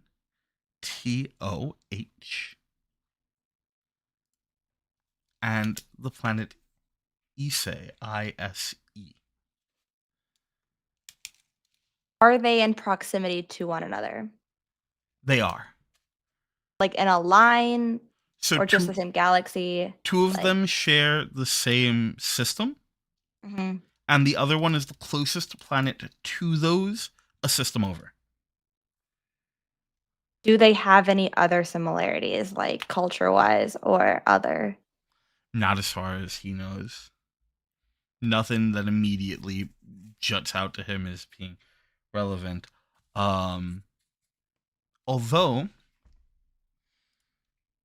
here's what we're gonna do. Ooh, he does point out to you that if he had to figure out something that connected them, it would probably be that all three of them are not modernly like settled planets, but are planets that were not naturally developed outside of like, as far as he knows, records say that like the Empire is the first group that like went to those planets and did anything with them, and the people who live there now or who lived there were very much just the descendants of people who had been put there for whatever purpose the Empire wanted them for. At this point, who remembers? Oh, so we got rid of 3 colonizer planets? Great. No, moving on. We don't support colonialism here. They can stay by. Force balanced. Okay, and what other things can I gain from this? Y'all got questions. Sometimes I blank on these. So out of character, over the table, if there's anything that LC is too dumb to ask or can't think of, what else do you guys suggest I use this for? I feel like you hit a good one with looking for the patterns there. Okay. You got the planets that are missing, and And they are Empire related. Yeah. Okay. I guess you could ask, because they're Empire related, if there's been any kind of, I don't know, any kind of anything to do with that's been on Ganju's radar. Thank you. I want to ask, for my own edification, Ganju? Is it Ganju? Ganju. Like Ganju gang? Like Squid Game? Yeah. Just so you know me and how I am got those numbers on my head and whatnot. Any like reason to avoid that for like authority figures over there? Like, is there like super bad patrol over there? Was there an influence of, I don't know, like Jedi or something. Well, That'd be crazy. well, he can't say anything specific about like the Is there like other two. cops he's avoiding there? Sure. He can't say anything specific about the other two, but for Issei specifically, he doesn't send people through Issei most of the time if it's avoidable. It's not always avoidable. Because there's a lot of stories that have been going through the Outer Rim over the last couple of decades about like just weird occurrences happening there. Okay. Some people say that like there's clearly a secret Jedi cell there or something. Some people say that it's just like ghost stories. But listen, he doesn't fuck with it if he doesn't have to. Gotcha. And Ganju, my guy, I've been trying to make a little bit extra money, trying to get off this planet I'm stuck on. What's like the artifact trade over there? Like, I've got some things that I want to like unload. Is there anything over there that has gone, I don't know, like missing or Well, that people have found whole- interest in over there? You say that, and immediately the first response you get back is, "Well, yeah, the planets went missing." Okay, yeah, no shit. You have like literally one brain cell and you don't use it. That's not what I was asking. I know No, the I pay planets other are people gone. to use it. That's the point. I don't need brain cells. I have Then maybe credits. you should fire them and get some new ones because that, my dude, I know they're missing. That's the point I'm talking about before the planets went missing. I What's mean, the artifact yeah, trade? there's- What was the artifact trade like over there? I mean, yeah, you know, that like a lot of the planets that didn't see much activity before the Empire decided to drop people on them. There's always weird shit that you can find there. Okay. Like, And I think he goes, listen, there's nothing I know offhand. I can look into it if you want, but it's not going to be cheap. we'll negotiate. Okay, I'll do some looking around, and when I have information, I'll give you a price. Okay. Don't screw me on this one because I will kill you. You get back what is the Star Wars equivalent of the crying laughing emoji? I send him the middle finger emoji. Star Wars equivalent. Wonderful. Yeah, I like to think that this is how you communicate with, like, the two of you communicate a lot of the time. Yeah. But I also feel like Lumira doesn't understand emojis completely and sends like it's like middle finger because that one's like obvious. Mm-hmm. That's a gesture, but the others are like I don't know, like tree, moon, turtle equivalent. And he sends you back like a whole string of them, where like it's clear that he thinks you meant something and is responding with something specific, but you can't even begin to imagine what it is that is being said here. And then I just said K. Perfect. That's it. Wonderful. And as that's happening, Canon Lumira can't text. New. This for her. Love it. New. Where do we find you? Ooh. I mean, if she had a comm that was closer, she would rush to whatever comm she knew was closest. But if her lodgings was the closest one, then she would rush there. Sure. I'm gonna say that there is one closer. There is like a social area where there are a number of them, and they're not like completely in the open, but they're like little like cubbies almost. Two of them are in use, but the rest seem open. Okay. If you want to go there. I do. I think also on the way, I'm wanting to just kind of take in more and see if anyone else is still like actively turning to stone, or if it feels like it's been like it was a wave that's paused, or if I notice anything new about that. Yeah, I think as you walk through the temple, it's easy enough for you to note that it doesn't seem like anyone is turning now. Whatever it was, at least for the moment, seems to have passed. Okay. Then yeah, I think I'd go up to one of the empty comms, like kind of just squeeze up into the booth and get on her tiptoes because I imagine she needs to get just a little bit higher A little. to access the things. And yeah, she'll attempt to contact her dad Sure, yeah. So you punch in the necessary ID codes and transmission signals, and for a moment, it gives you that sort of like holding pattern, that little spiral as it waits, and then it sort of connects. Um, and you hear sort of a scuffling sound on the other side, which isn't strange to you. Um, your dad likes to keep busy. Mumalo tight. She just tries to reach out. Hey, Dad. And I think there's a moment of more of that scuffling, and then it sounds almost like the comm gets dropped. And then just sort of like a scramble to get it back up, and then just the no. I think there's like just new just takes in like obviously like while waiting for the buffer is just intense dread. Seeing the scuffling immediately like relief, but then like a wait, any part stone, turning to stone actively, like looking, and then the response finally, and she lets go of all the weight that she was just holding on to. Oh, Dad. So, hi. What is? What are you? Are you? Is everything all right? Are you all right? Yeah. Are you all right? And this is in full Jawai's, just like fully going. You know, I'm not fine. I'm not fine, but I'm not okay. I guess. What's happening? What's going on?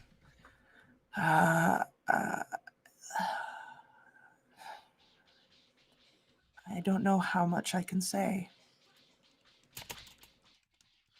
I don't. What do you mean? Have What do you you have mean? you have you noticed anything? Have you noticed anything there on Tatooine? Anything? Have you gone outside? Have you been Gone outside in the outside? Of course, last I've been hour? outside. I've been outside. Yeah, of course. Okay. There are. It's prime nothing's- hours for. I know nothing strange. No one said anything to you. No one's mentioned. There's always something strange going on. Every day there's something strange going on.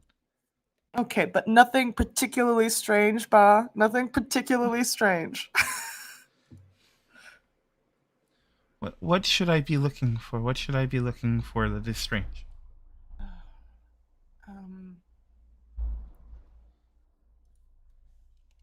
There'll be much Chennai. And she says she tries to phrase it in the gentlest way she can. So she says, "Stars asleep." You haven't noticed any just disappearing? No, I haven't seen any. No, when, how? Just recently, seconds ago. It's don't even worry yourself about it. How am I not supposed to worry about it? You tell me. Mountain, you call me, you are so scared. You are so stressed over this, and you cannot tell me not to worry. Of course I'm going to worry. I'm always stressed. I'm always stressed anyway. So this is not strange. This is normal. If I wasn't stressed, then you should be worried.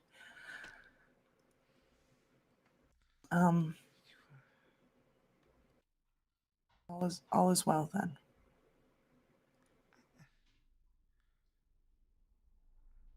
You sure? I don't. Maybe you should come. Maybe you need a good meal. Maybe this is what it is. You need to come home. I don't know what they're feeding you there. Maybe you should come home, get a good decent meal, maybe a good night's sleep in a real bed, maybe take some time away. I would love to do that, Dad. I would love to do that.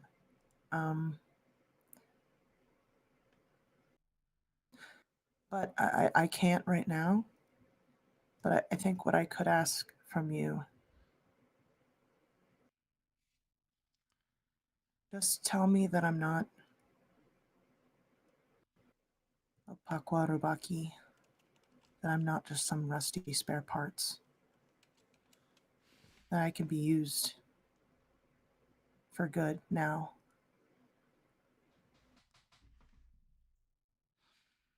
You have never just been spare parts. You have so much capacity to do good. I have always known that.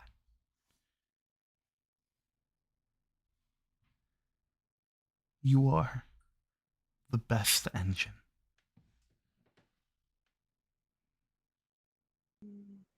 No, you're the best engine.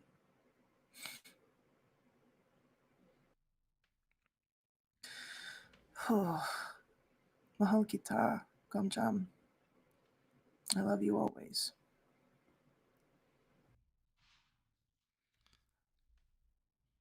Come home soon. Just for a night. I will. Soon. All right. Ubanyatai. And she says goodbye. Oh, I think she just fully collapses in the little booth and just sits there for a while. Yeah, please. No, that's it. About 5 minutes into you just sort of sitting there, taking all of this in. You hear static from your belt. You have on your person, I believe, a comm that you had Comm we picked up? that you had borrowed. Oh, okay. And there is a static crackling sound. And then you hear an unfamiliar voice go, hello? And then it is overlapped by a second voice. Newton, are you there? Yes, who is this? Who may I say is calling? Oh, good. The two voices say in unison. Kind of like whack the comm, see if it's a malfunction. There's a bit of a static. The voice kind of like drops out and comes back up. But again, in unison, you hear them go, we were told to speak to you. We were told to contact you. Who is we? Exactly? Our sister said that you need to know. At the word sisters, just pinging. Do you know Odias? You hear sort of a muffled mumbling that you can only just barely make out for a moment as they converse, and it's this very flat communication. Is that what she calls herself? I believe they do. Yes, the voices say in unison. I think a million thoughts are going through New's head, but finally they just all converge on one thing. Is he alive?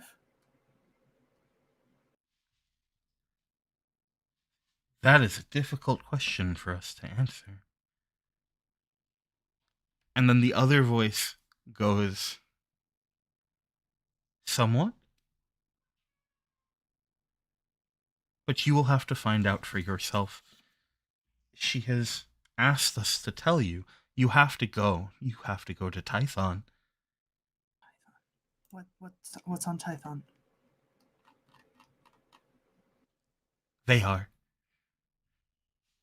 Okay. Why are they there?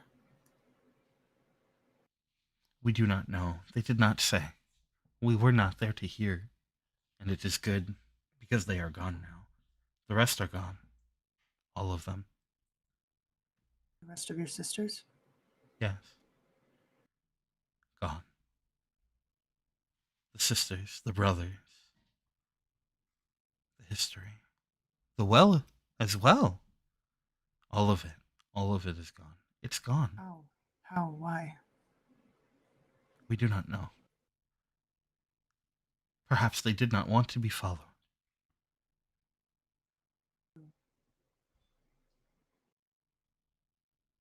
Whoever he is now.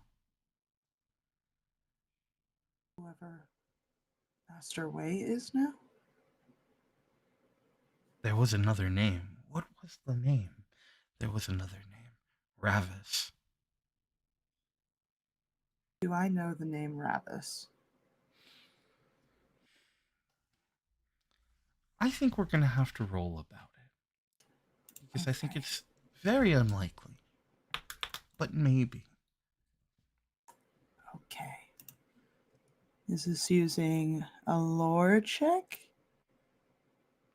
Yes. This is going to be a lore check. It's going to be very difficult. This is Sure. going to be 4 purple dice. Woo! Okay. And I don't believe I have anything that can help me with this, but let me see. Let me see.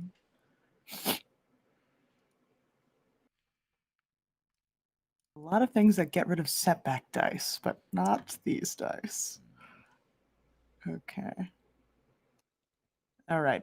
We're going to make the roll. We're going to make the roll. It's going to be great. Roll! Hey! That's a success! That is a success. And 3 threat. Ooh. Okay. Well, what I will... Gotta keep it interesting. Yeah, exactly. What I will point out is you've heard the name at least once before. You heard the name when you were at the temple, when you were with Lumira and Odias. Lumira said it, actually. But more than that, you vaguely recall something you had found once on Tatooine when you were small. There was a mostly broken data pad of some sort that had been from a ship that had crashed. And it was unsalvageable. However, you liked to tinker with a lot of these things, right? That was always big for you. And I think that you had broken it down for parts, and there were a couple of pieces you had been able to keep. And when you used those pieces later to reassemble it, you got parts of logs that were translated from old texts. None of it made sense. It was not enough for you to really be able to glean anything from. And quite honestly, even if it had been like larger chunks, it just wouldn't have made any sense for anything that you knew at the time. But the name was mentioned. The name was mentioned in the context of a like children's bedtime story that used to be told. You assume from like the Old Republic or something. It was just about this being that was just this big mass of like darkness, literally just like a tear in the universe. And if you were bad, then he would show up and you would become part of it. And I think that's a lot of threat. So I think what we're going to say is that there's a moment as you are thinking back on this where you notice something strange. You know that there was more here. You vaguely remember more of this story existing, pieces of it that were salvaged. But every time you try and think back on it, it's fuzzy. Like static. like a limb that's fallen asleep. You can feel the pressure, but can't really make out anything beyond it.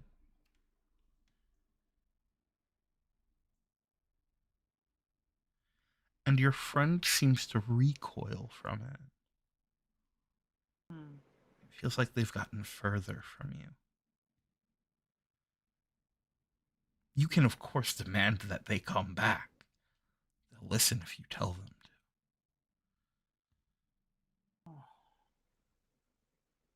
I really want to know. I don't like not knowing things. If you want to know, you can. I'll let you flip a light side point and demand your friend come back. I mean, planets are disappearing. People are turning to stone. It's true. We need more information. Yeah. I'll flip it. Okay. We love to see it.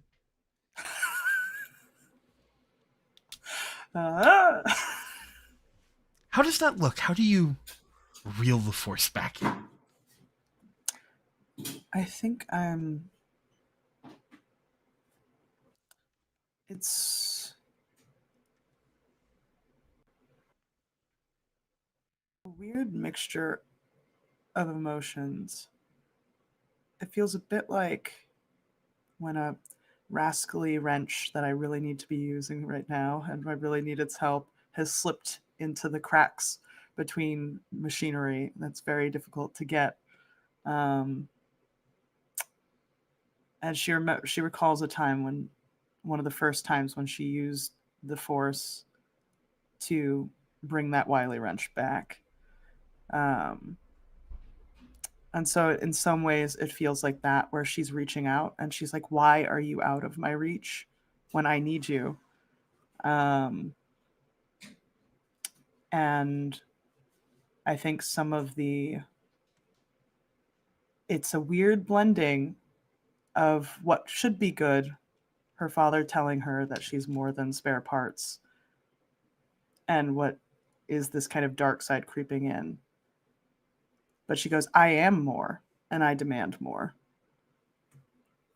And so she rips it back to her. I love that. And you do. There is a moment of power. And it feels really good. In this moment where so much is slipping away from you, the fact that you can call this back is promising. Hopeful, maybe. At least that's one word for it. And you remember, there was more. The idea of Ravis, of the Ravis, was that, yes, he would come for you if you were a bad child, but every child that he took, every time that he would come,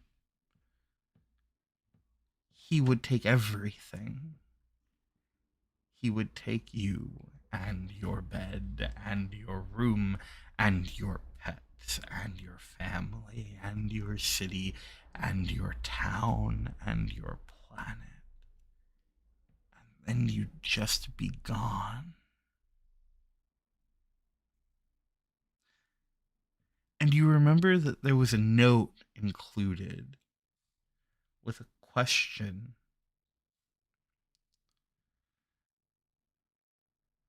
When did he become this?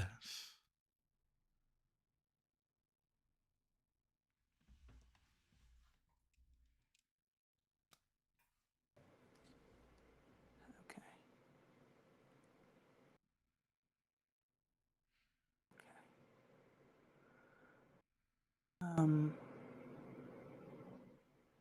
I think Nu just lets this kind of settle and then is like, action. We have a place to go. we have an idea, just a semblance. We have a children's story of an enemy. And I think with that, she's going to bolt for where she imagines Sir Master would have gone to meditate.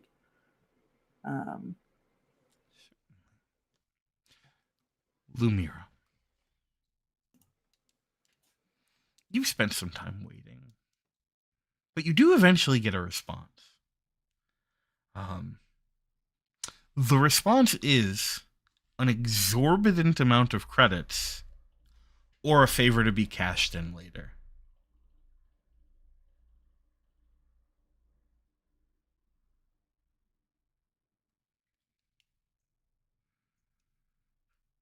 Like 650,000 credits. Yeah, that one. That one? Mhm. So you say that, and there is a response that essentially demands a screenshot of your bank account. He knows I don't have a bank account. Yo, yeah, 100%. That's why he's asking for it. Look, all of my funds are diversified into different portfolios. I cannot screenshot it to you at this time. Well, then I guess when I get paid, you get your answer. Ooh. I will give you an investment in this really great cream that I found on this planet. And if you sell the stock that I have in a warehouse on Jatu, you will make 6 times that money. It is made out of the sea cucumbers from this planet that disappeared, I just found out. So the actual price of it is skyrocketed because these sea cucumbers do not exist anymore. You know what? Why don't you roll me a deception? Let's make it work. Okay. Bet. Let's do it. I'm gonna say that this is gonna be three dice. No, I'm gonna say this is 2 dice, but I'm giving you a setback die because I think you've pulled similar shit with him before. Oh, all the time. Okay, which one is the setback? The black one? The setback's the black one, yeah. So you get 1 black die, 2 purple die. Because listen, as the moment you start talking about potential investments, he's here for it. But also, you've screwed him over before. Okay. Yeah! Oh, what do we got? An advantage. That's not bad. It's not bad. That's not bad. That's not bad at all. Nope. Okay. Ooh. So here's what's gonna happen. He responds with, "Send me the coordinates for the warehouse. I'm keeping all of the profit." Okay. Are you sure I can't get like a small cut of it? And he just sends you back what is the equivalent of like the like sick face. Okay. Not the vomiting one, just the green faced one. Yeah. Yeah. All right. I think that means yes. Okay. She does. There is no warehouse. She knows this, but just gotta play into it. All right. I send him the coordinates to shit. What's that planet we were on with the moon? I send him the coordinates to the moon. To Duxon. You send him the coordinates to Oh Duxon. my god. To the moon, yeah. Fantastic. Love it. Okay, great. To like where the temple was on the moon? Nah. Just the moon. Just like a random place on the moon? Yeah. Okay, great. Love it. If he finds a temple on the moon or whatever. Okay, so you get back a response that has a bit of information, but first there's a message that goes, "Stupid. I would have cut you in for 10% if you pushed."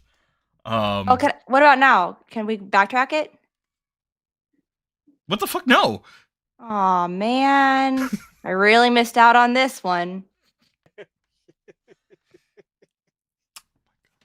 Okay, and then the the rest of the information he sends you is that there was a specific artifact that he's managed to track back that had been on Issei, that was like, it looked like what modern like star charts look like the little like triangular bits that people log star charts in, but it was like super old, and it was probably like some kind of weird toy, but that was a thing that had come from there that like people, it went for a lot. It went for like 8 million credits. But it's just like, you know,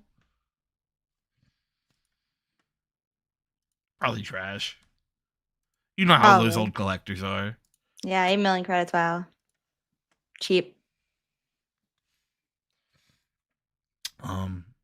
And that like it was supposedly one of a set, but like he hasn't been able to find or hear about anything else in the like set. Okay. So again, probably just bullshit they made up to try and sell it. Yeah. Make it collectible. Yeah. Yeah.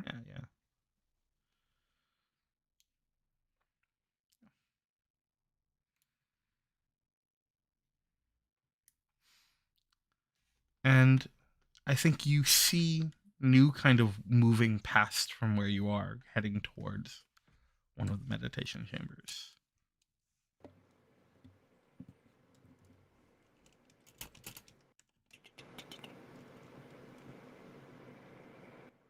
I'm just gonna watch.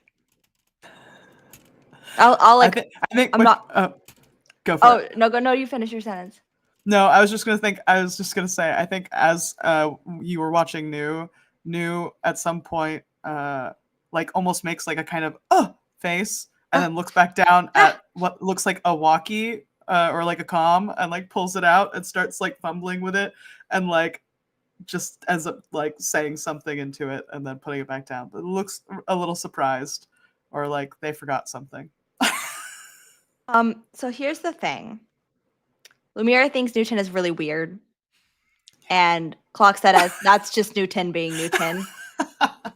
I'm pretty sure you've done something very similar since we've met. In a prior episode. Making notes. I don't know. My notes are so good. Oh no, I was saying like talking to the comm, just like a voice recorder. It's like making notes. Yeah. Suddenly remembered grocery list.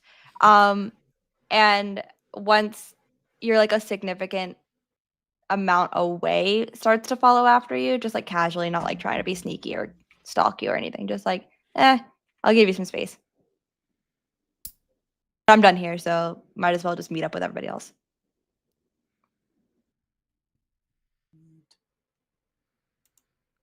Nu, you make it to this chamber. A lot of the Jedi have left. You've heard talk of some as they've passed you discussing going off to try and find some of the masters who are away on missions, or to try and seek out the rest of the council, some of whom are off on diplomatic stuff, trying to make connections so that they can potentially open temples on other planets. At least one of the masters is in the Coruscanti like chambers for the Senate. But you make it to the meditation room. The door is closed. You know Valden went into this one. I attempt to open the door. Valden, did you lock it? No. So you open it, and I think it times out perfectly that you open it just as we see Valden sort of splayed out. Master, we'll immediately kind of go over and like see to like conscious, unconscious, like anything I could do to help. That's all going through her brain in the moment. What is my master's state? Valden will kind of like shake off and kind of look up kind of sit up from being sprawled out.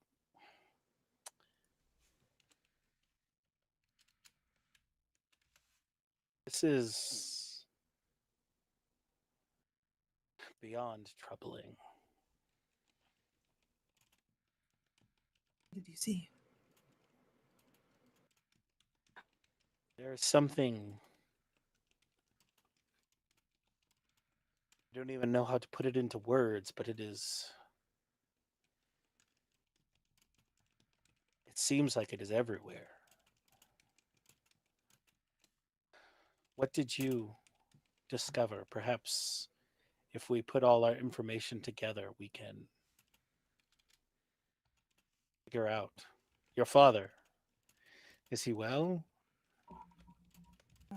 Yes, my father's well. Tatooine is well. Good. I believe, Master, I do have a word. Or maybe more specifically a name. Yes. Travis? So does that name mean anything to Veldin? I would very much like to roll about it. Yeah. Oh. Lore or I have lore. I have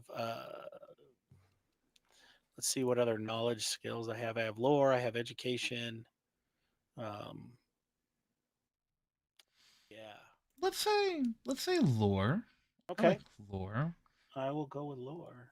And I'm gonna give you a setback die here because I think specifically with it being something that you would have had to come across in like tomes, texts, and ancient knowledge, I think it's incredibly difficult that that's something you would have come across. I think not difficult. I think it's incredibly unlikely that it's something you would have come across. Sweet. Veldin is here for it. So as a sage, Veldin has researcher, which allows him to remove a setback die. Hell yeah, I love that. Knowledge rolls. So, Let's go.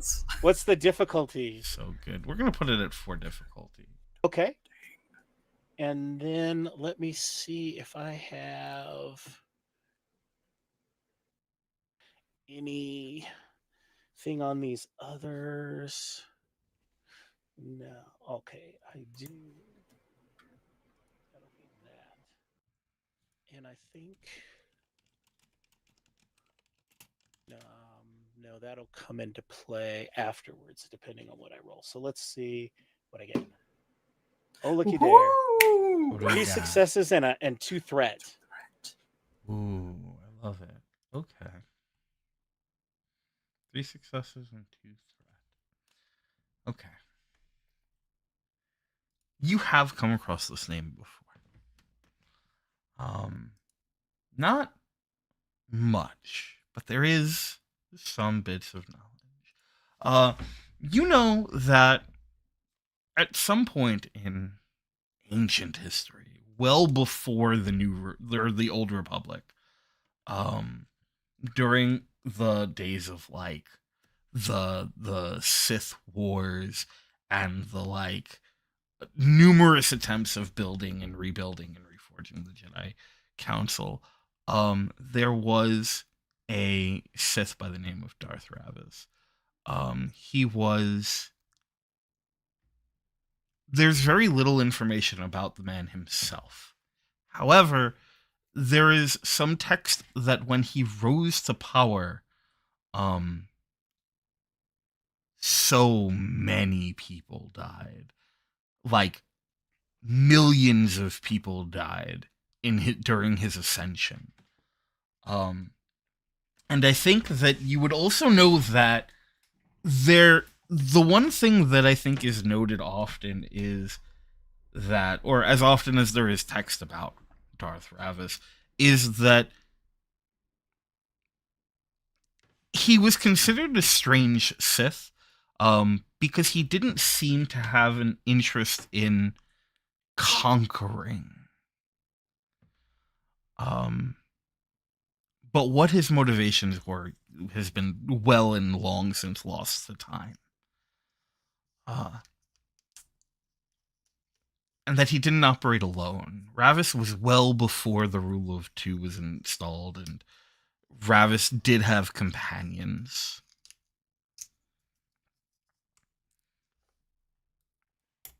I think.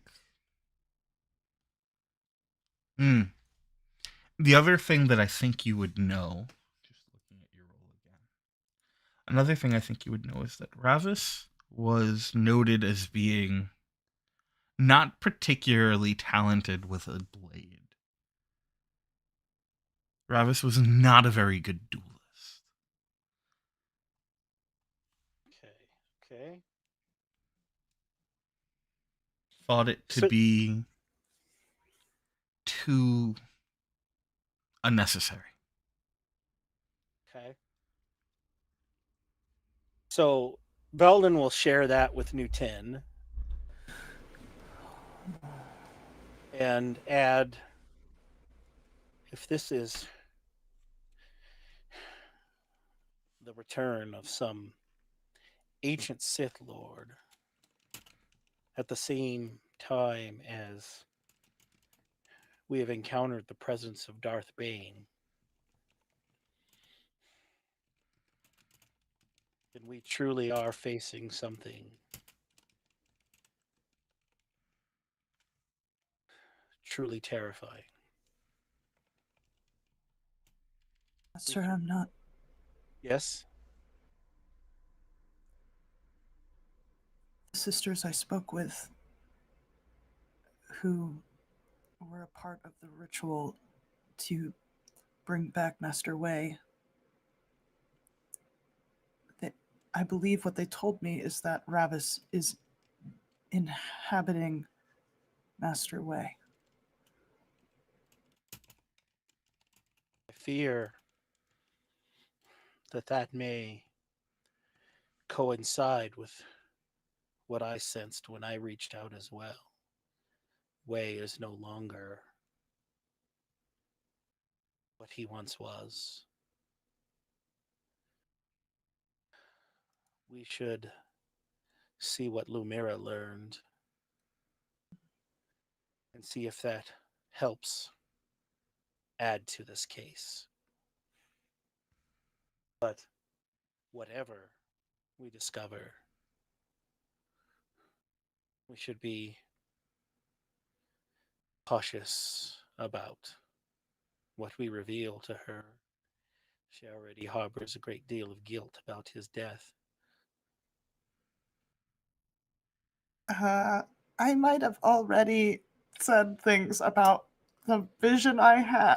I'm sorry, Master. I don't know what information to withhold or what to give. I feel like I give the wrong information and I hold back the. Oh, also other information that I held back that I didn't mean to hold back, but it just felt like the last thing on the list. But it's really the most important is that they are on planet. And Lion, can you tell me the name of the planet again? Tython. Never. Tython? Tython. Tython. Never apologize for being truthful, Nu Tu.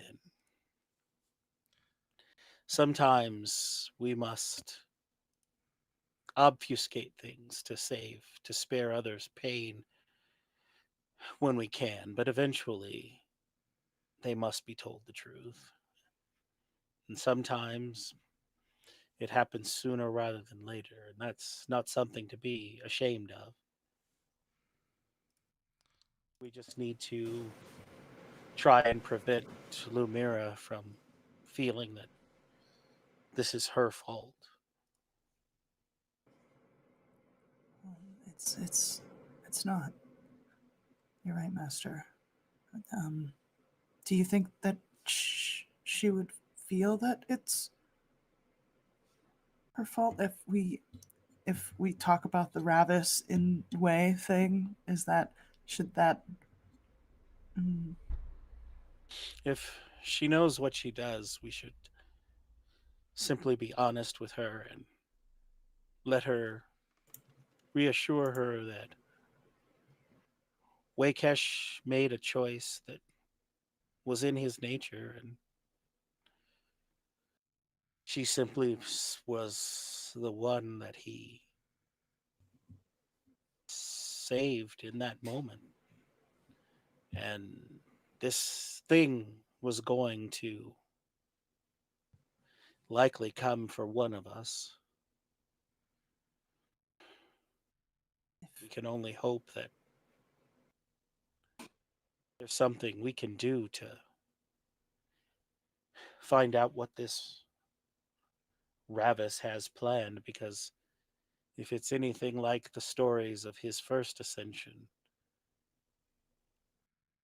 it will be, as we can see around us, awful, and we must simply try and keep it from getting any worse. Master, do you believe we can?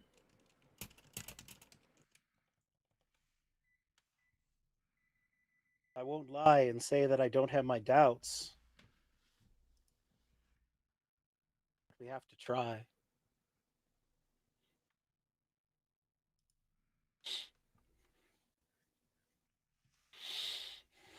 If we don't, then we're all surely doomed.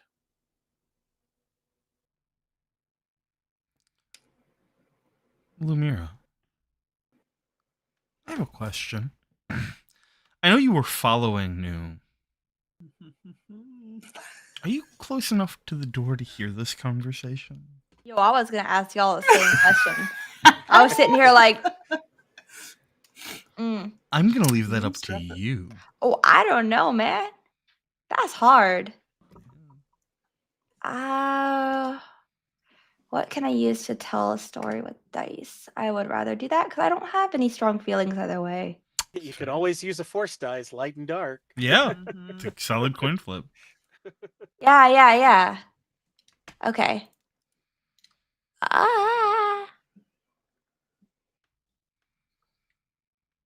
Which one is this? It's the white one. Oh, right. Mm-hmm. Okay, here's the funny thing. I hit the button before I decided which side. Which side? That's fine. The light side is yes, the dark side is no. It's fine. So yes. Okay, thanks, Lion. I got Decide you. for me. I got you. Executive decision.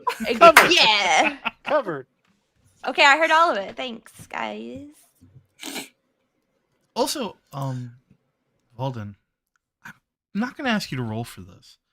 I think you would know, being a sage, being as deeply in tune with the Force, and being a Jedi for as long as you have. Tython is the core of where the Jedi came. You know. I know you know. Yeah.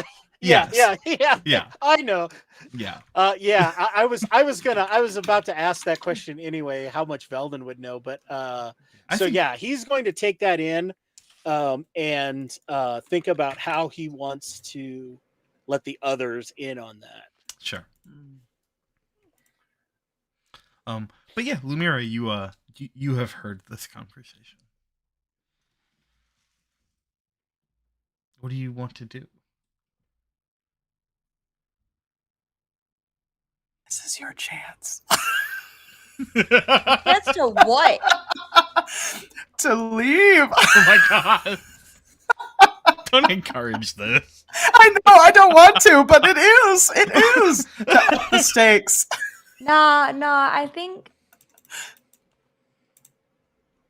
with everything happening outside of like the small circle they have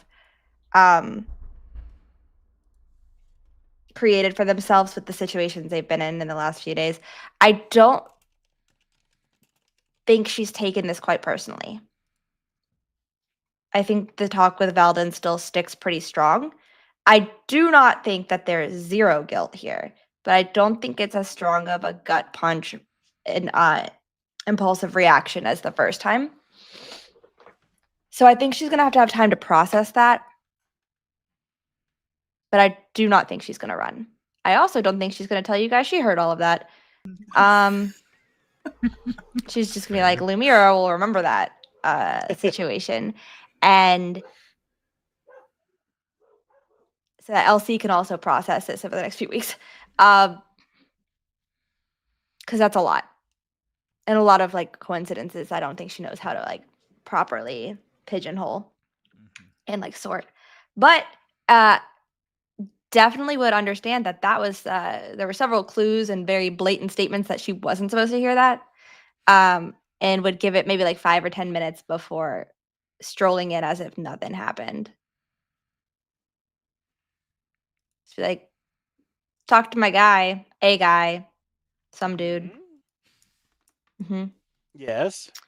So found out some interesting tidbits about entire planets going missing. 3 specifically that he was pretty upset weren't making any more money because they are no longer in existence, which I think is pretty on par for his priorities. Uh, Also clued me in on some little details. There was some kind of artifact there that got auctioned off that seemed to go for a high price. A lot of influences from the Empire early on there seemed to be the linking factors. He's a little bit of an idiot, so I didn't get much detail on actual specifics, but it's a jumping off point. Also shares all the little details that you said that I don't remember off the top of my head. Interesting. So Veldin will share what he and Nu Ten were talking about Ravis and Waykesh, and all of those things. If you remember the initial episode where we all like met up and Lumira was like very stone faced and unreactive, pissed off, but not pissed off this time, but like a little bit more like neutral. That is what this is met with. It's a little bit more of a there's no like falsified like, oh wow. It's just like there's no inclination or like hint that she already heard this. It's just more of a processing thought. And I don't think she has any words to respond with. It's just like quiet nods and pensive thought. I think that Veldin would add, I doubt that you will believe me at this point. But I hope that one day you will see that this is not your fault. That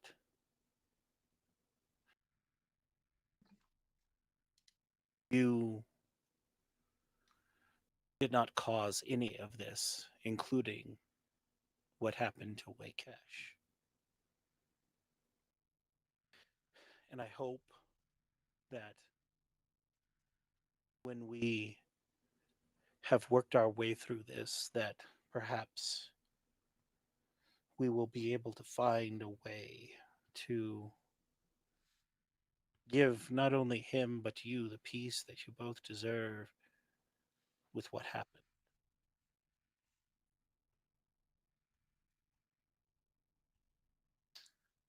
I hope that I find that time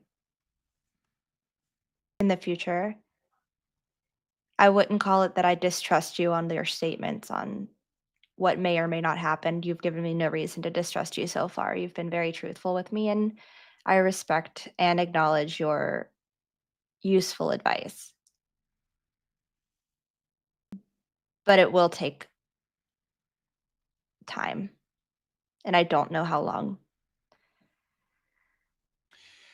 That is fair, but in the short time that we have traveled together, one thing that I have observed is that you are nothing if not pragmatic.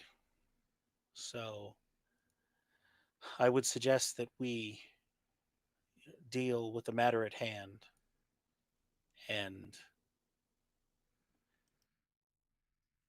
deal with this another time.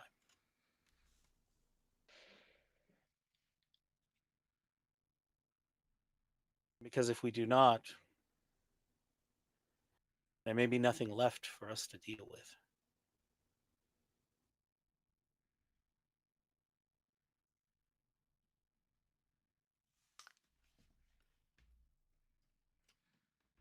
I don't know much about history, but history seems to, of what I know,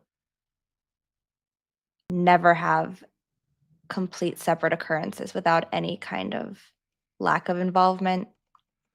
I feel like these two significant instances may have things to do with each other, so I'm not sure if focusing on the matter at hand is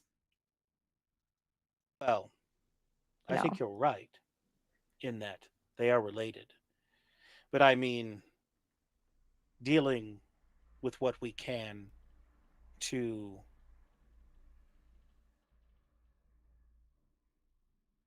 mitigate or stop whatever is happening. Not so much dealing with what our hangups may be.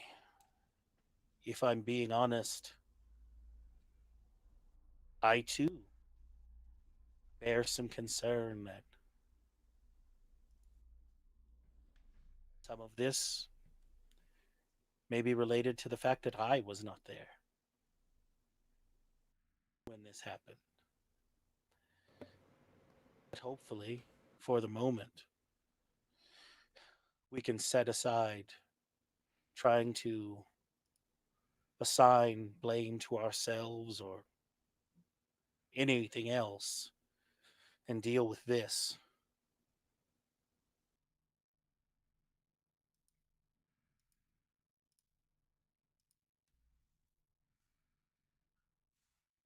Where do we start? I think Tython. Tython it is.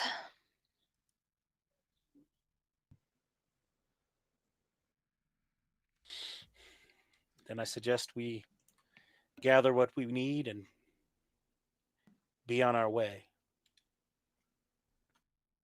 I think we see a shot of the group of you stepping out of this meditation chamber. And we watch as you make the long walk down the halls, scattered pieces of Jedi across the floors, statues bent over, hunched, curled on the ground, some reaching out. And we watch as you board a ship. And I think that's where we fade out. And I think that's where we're going to end today's episode. As much as I don't want to. Whoo! Ooh. Good times. That's going to bring us to the end of this episode of Path of the Fates, our final Jedi table. We're going to be taking a couple weeks off for this show, but I'll talk about that in a bit. First, let's go around so everyone can remind you who they are, where you can find them, who they've been, what they're getting up to, and all that cool stuff. Elsie, why don't you start us off this time? Okay. Hi, I'm Kenny Plays. But you can also find me at Optimistics. My name is Elsie. I use she, they pronouns. So does Lumira, and I played Lumira Sol today. Where else can you find me? I am every other alternating Tuesday. Not this upcoming Tuesday, but the one after that. So the 18th, maybe? That's not right. Whatever. I don't care.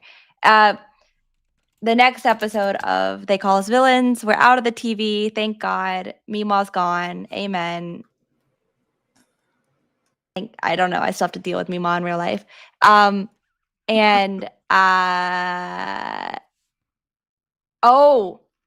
If you've ever played Mask, I have 4 conditions. I'm on my own. I don't have access to team.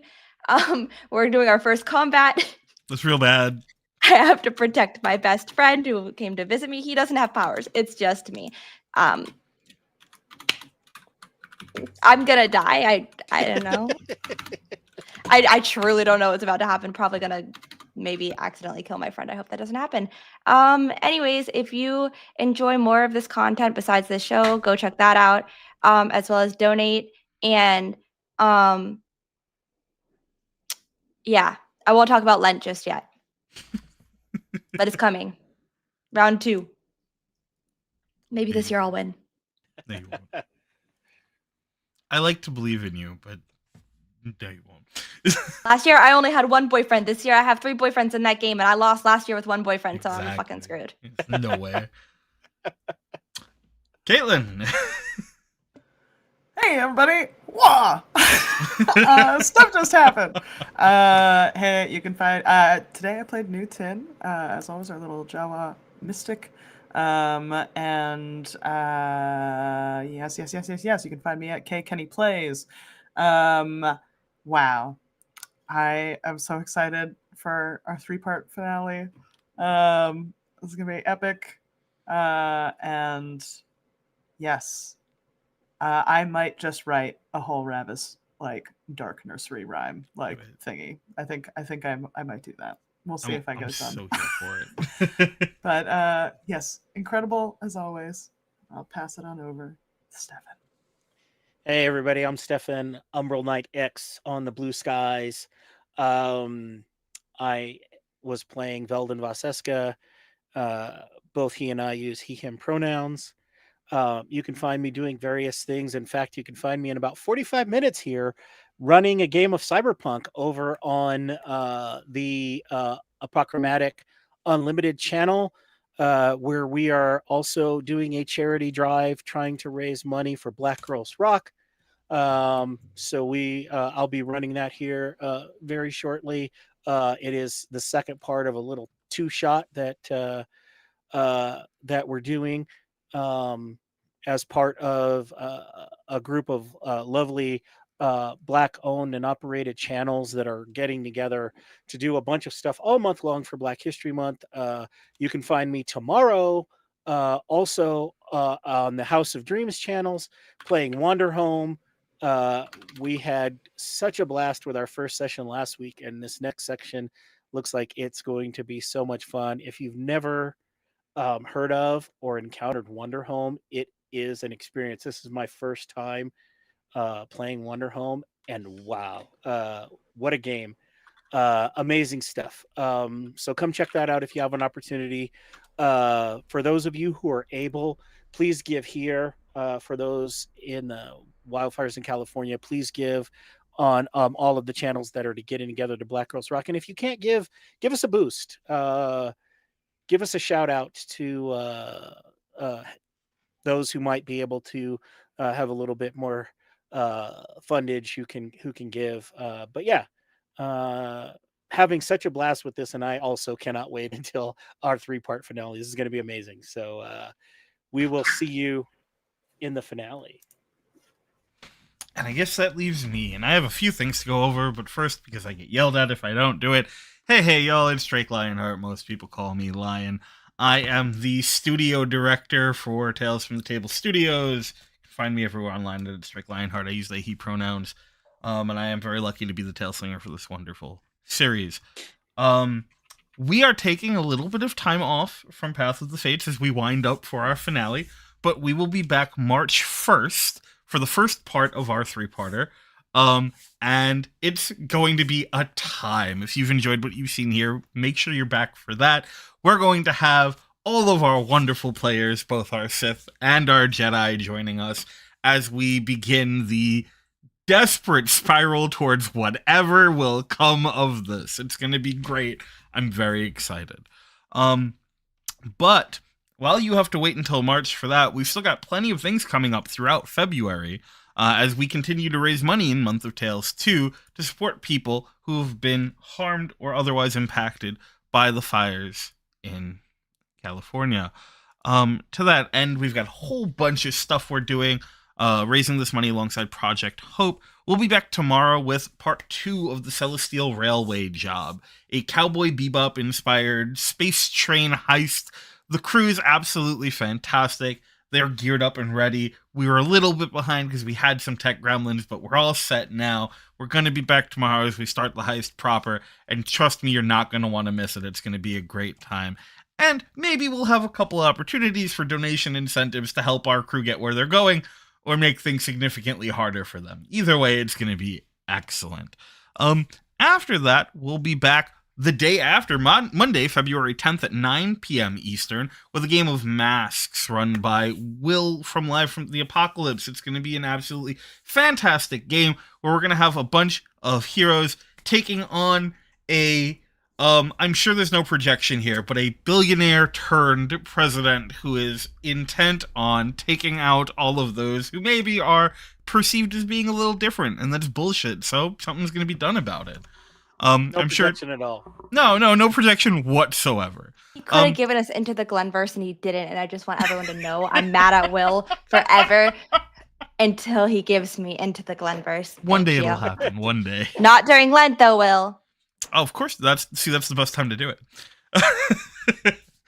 Then we'll be back Tuesday, 9 p.m. Eastern with Battle Group with Tail Slinger Zev. Battle Group is a game set in the same universe as Lancer. It's a fantastic game with a decent amount of crunch, but it's going to be a wonderful time. It's going to be real good. Then we'll be back on the 18th with Call of Cthulhu, where there will, I have assured, be some level of horse licking. It's going to be a great time.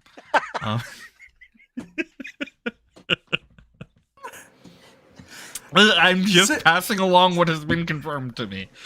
Wait, what did Cass do? Some level of horse licking. That's what's been confirmed to me. I wish I hadn't asked. yeah, you do.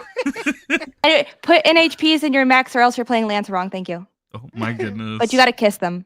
Of course. Then Friday, February 21st, we'll be back at 9 p.m. with Outgunned Kill Phil. We're going to have a bunch of fantastic characters who have been hired to go after that goddamn groundhog because we've just about had it. From there, we'll be back Tuesday, February 25th at 9 p.m. with Neon Shadows. It's going to be a great game as well. We're going to be exploring, I think, also more train stuff. I will double check that one. And then we'll be... Actually, I can't say we're rounding out. Then we'll be back with Fabula Ultima on Thursday, February 27th at 9 p.m., which is going to be a great game run by Xtel. It's going to be real good. Fabula Ultima is a JRPG-inspired TTRPG. It's a wonderful time. Great system. There's so much you can do with it. Great for, feeling very strong. I love that system. It's one of my favorites. And we will be having a part 2 to our Monster of the Week game that we opened with, thanks to a number of donations that demanded it. So we'll be back for that. We don't have a date yet, but we're working on getting that locked down as well. And we may also be adding another date for Alice is Missing, but you'll have to keep an eye on socials to see if that happens, because that's still something we're in the process. We're trying to fit as many things as we can into this month, because every single one is another opportunity for you to be able to donate and help people out who really need it. It's important. So with all of that said, I think it's really important for us to take a moment and remember how important community is going to be, at least over the next few years. It's going to be so important that we are able to find people we can rely on, that we are able to find places where we feel safe, where it feels like there is accountability, where there is trust, where there is support. It's going to mean everything. So that's something to keep in mind. Until next time, remember, eat enough food, drink enough water, do the things you gotta do. Love yourself. Look out for those you have the spoons to look out for, and let others help look out for you too. And always remember to tell your tales. We love you so much. We'll see you soon.